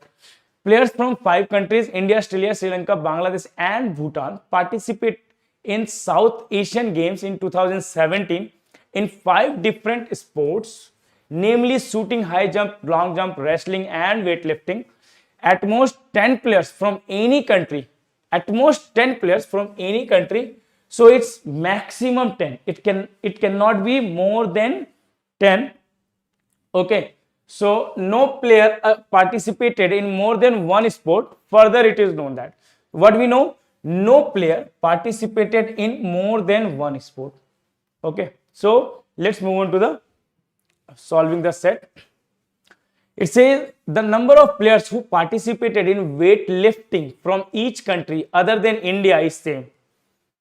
Weightlifting in each country, let's say if this value is x, this is x, this is x, this is x, So this we don't know. Okay. So all the values are same. Participated other than India is same. In India, we don't know yet. At least one player from each country other than Bangladesh participated in shooting. While in each sport other than shooting, at least one player from Bangladesh participated. So Bangladesh got 0 in shooting. Bangladesh got 0 players in shooting. In rest of these number, none of these are 0. None of these are 0. Okay, none of these are 0. And all of these numbers, none of these are 0. All right. It will at least be 1. Now, of the total number of players from Bangladesh who participated in different sport, the maximum number of players participated in wrestling. In wrestling from Bangladesh, it's maximum. In case of Bangladesh, it's maximum here. And at least one player from each country participated in each of the 2 sports, namely wrestling and high jump. At least one player from each country participated in each of the 2 sports, namely wrestling and high jump. Wrestling and high jump. In this case, we don't have any 0. In this case, we don't have any 0. I'm just writing all the information given. Then I will move on to solving this. The total number of players from India who participated in different sports is 2 more than that from Bhutan, which in turn is 1 more than that of Sri Lanka. So India, let's say, okay, let's read it. More than Sri Lanka, which in turn 1 more than Australia, which in turn 1 more than Bangladesh. So सबसे कम किसका है? बांग्लादेश का. If Bangladesh, number of players in Bangladesh is n, okay, then Australia will be n plus 1. Then Sri Lanka will be n plus 2. Then Bhutan will be n plus 3. And India will be n plus 5. Okay. Now, it says the total number of players who participated in shooting was exactly half the total number of players who participated in each of the other 4 sports. So it says in shooting, if number of players were shooting in, let's say, Y, so in rest of them it will be 2Y, 2Y, 2Y and 2Y. This is what it says. The total number of players who participated in shooting was exactly half the total number of players who participated in each of the other 4 sports. It doesn't say in total of the other 4, each. So in each, if it is 2Y, it will be Y here. Now, the number of players from India who participated in different sports is different, and no player from India participated in long jump. So in long jump, in case of India, it's 0. Rest of them are different numbers. Rest of them are different numbers. Okay. Okay. It says 2 more. So if this is n plus 3, it will be n plus 5. Okay. So rest of them are integers. Rest of them are integer and distinct integers. What could be the distinct integer? If you take all distinct, the minimum will be 1 plus 2 plus 3 plus 4. It will be 10, which is coincidentally the maximum number of players any country could have. Right? So can we say it cannot be less than 10? Okay. So can we say India got 10 players? Australia got 6 players and 7 players Sri Lanka. Bangladesh got 5 players. Bhutan got 5 plus 3, 8 players. How many players total? How many players total? If you add all this, 16 plus 7, 23 plus 13, 36 players in total. What we can say? 2y, 2y, 2y, y. 9y is equal to 36. Y is equal to 4. y is equal to 4 means in shooting we have 4 players. 8 here, 8 here, 8 here, and 8 here. Okay. Now, let's see. What else? What else we can do? It says equal number of players from Bhutan participated in high jump, long jump, and wrestling from Bhutan. High jump. So let's say if this is Z, long jump and wrestling, this is also Z. Okay, this is not 0. This is not 0. This is also X. What are the possibilities? What could be the value of Z? We can take 2 plus 2 plus 2, 1 plus 1, because this is also not 0. We cannot take 1 plus 1 plus 1. It will be 3. Then this sum of these two will be 5. Right? Sum of these two will be 5, which is the possibility. Now see, in this case also, if x is equal to 2, this will become 0, which is not possible.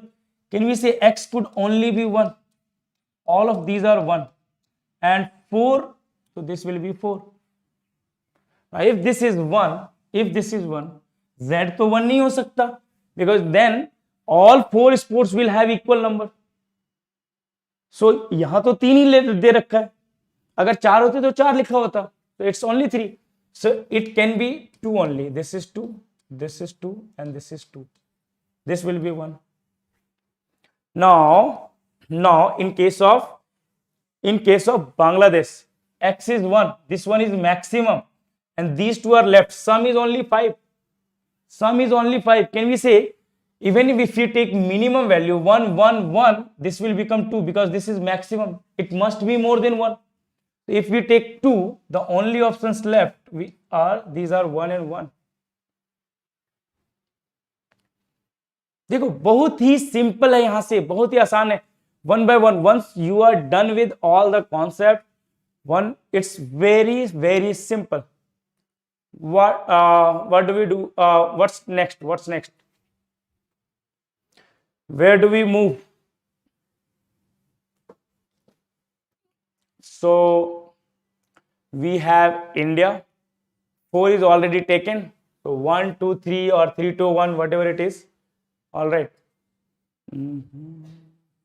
और क्या कर सकते हैं आगे? देखो यहां पे कितने हैं? y is equal to 4. This should be 4. This is 1 already. These are 0, not 0. So this will be 1 1 1. Okay. Yes. Shooting all 1. Okay.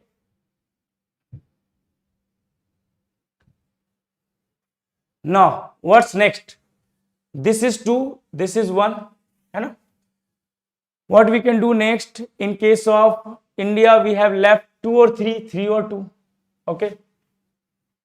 And what was the constraint? Was there any constraint? It says no player participated in more than one sport. Okay. So there is no constraint like that. So 2 plus 1. These are 5 left. 2 5. In case of wrestling, 2 2 4. None of these are 0. 2 must be there. Okay.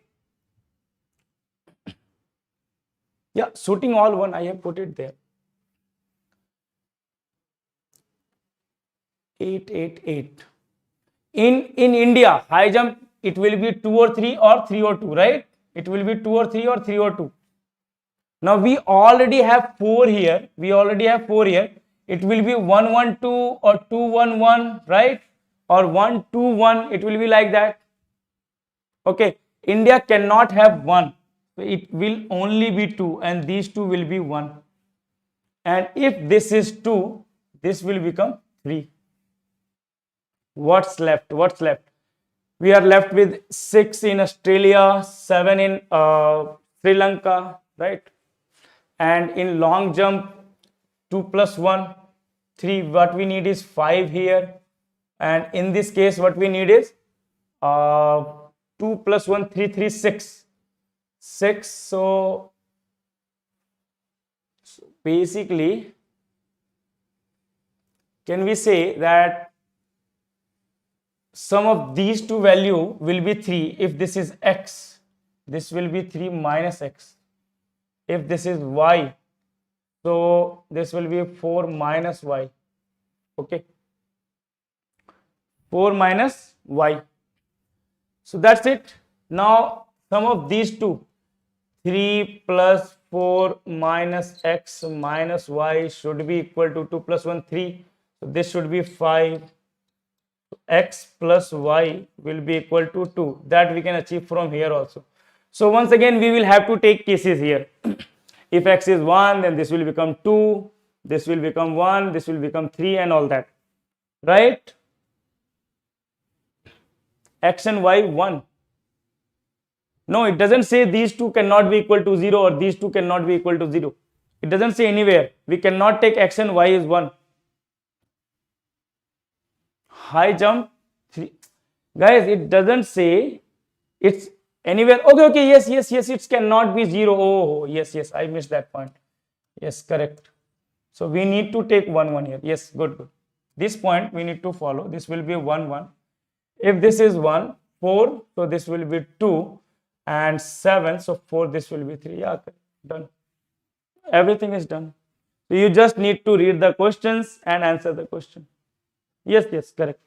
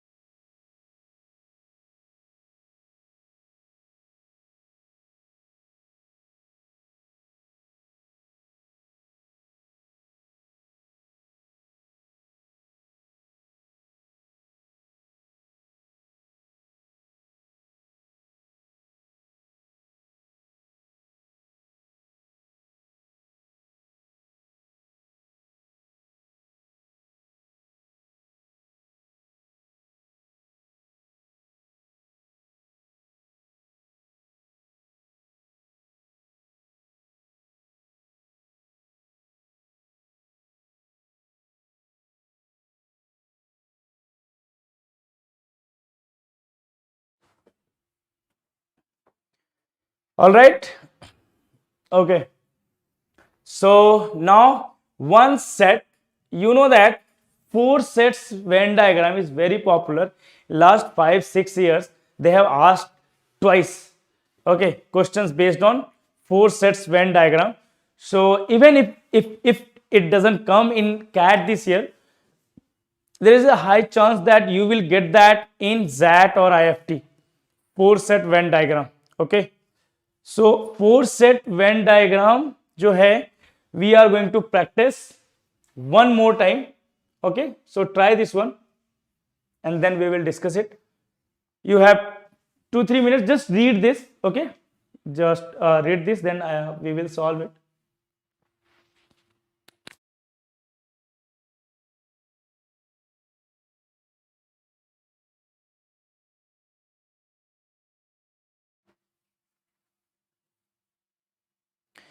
Guys, अगर method, if you keep the same approach, same method, okay,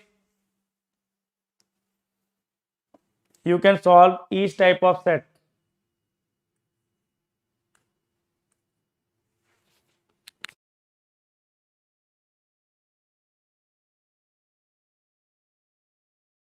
Yes, this is a PYQ.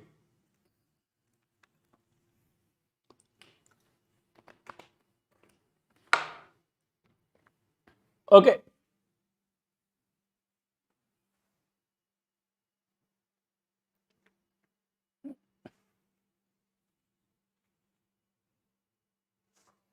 Venn diagram optimization. Okay, so this is 2018 sets. All of our students have done already. So let's try a set which is based on Venn diagram optimization. So let's try this one. These are the questions. Okay, and yeah, this is the set.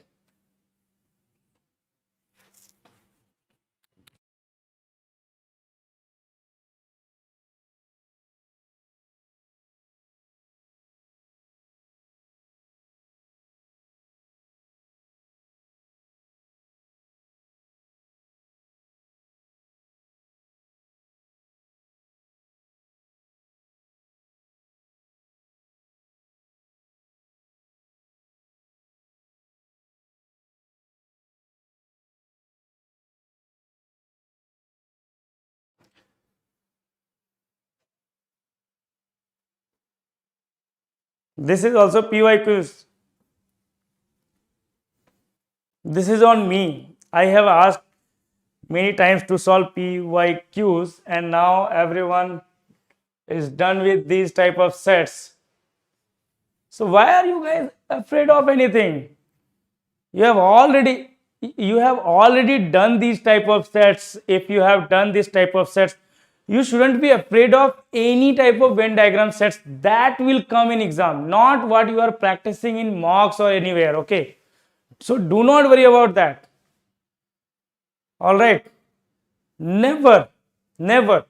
If you have practiced this type of set, you shouldn't worry about it. Okay, you are thorough. You have done 4 sets Venn diagram. You have done this Venn diagram. What else do you want? Okay, so just be confident that you have practiced enough. In iQuanta, you have practiced so many sets. Now, all the time. Yahi Vaibhav, I have mentioned this in classes also. Don't rely too much on mocks for the difficulty level. Okay, they are always up and down. They are always based on कि क्या क्या सुबह breakfast किया है question set करने वाले ने, गया मूड अच्छा नहीं है बना दिया क्वेश्चन, लोग करते रहो भाई, खुद उनसे सॉल्व नहीं हो रहा वो सेट 25 मिनट में, and they have given that set in mocks. It happens. I have seen that. And even the person who have set that question or जहां के भी हैं, if you ask them that set or similar set, changing the values or something, so even they are not successful solving that in given time limit, let alone 10-12 minutes.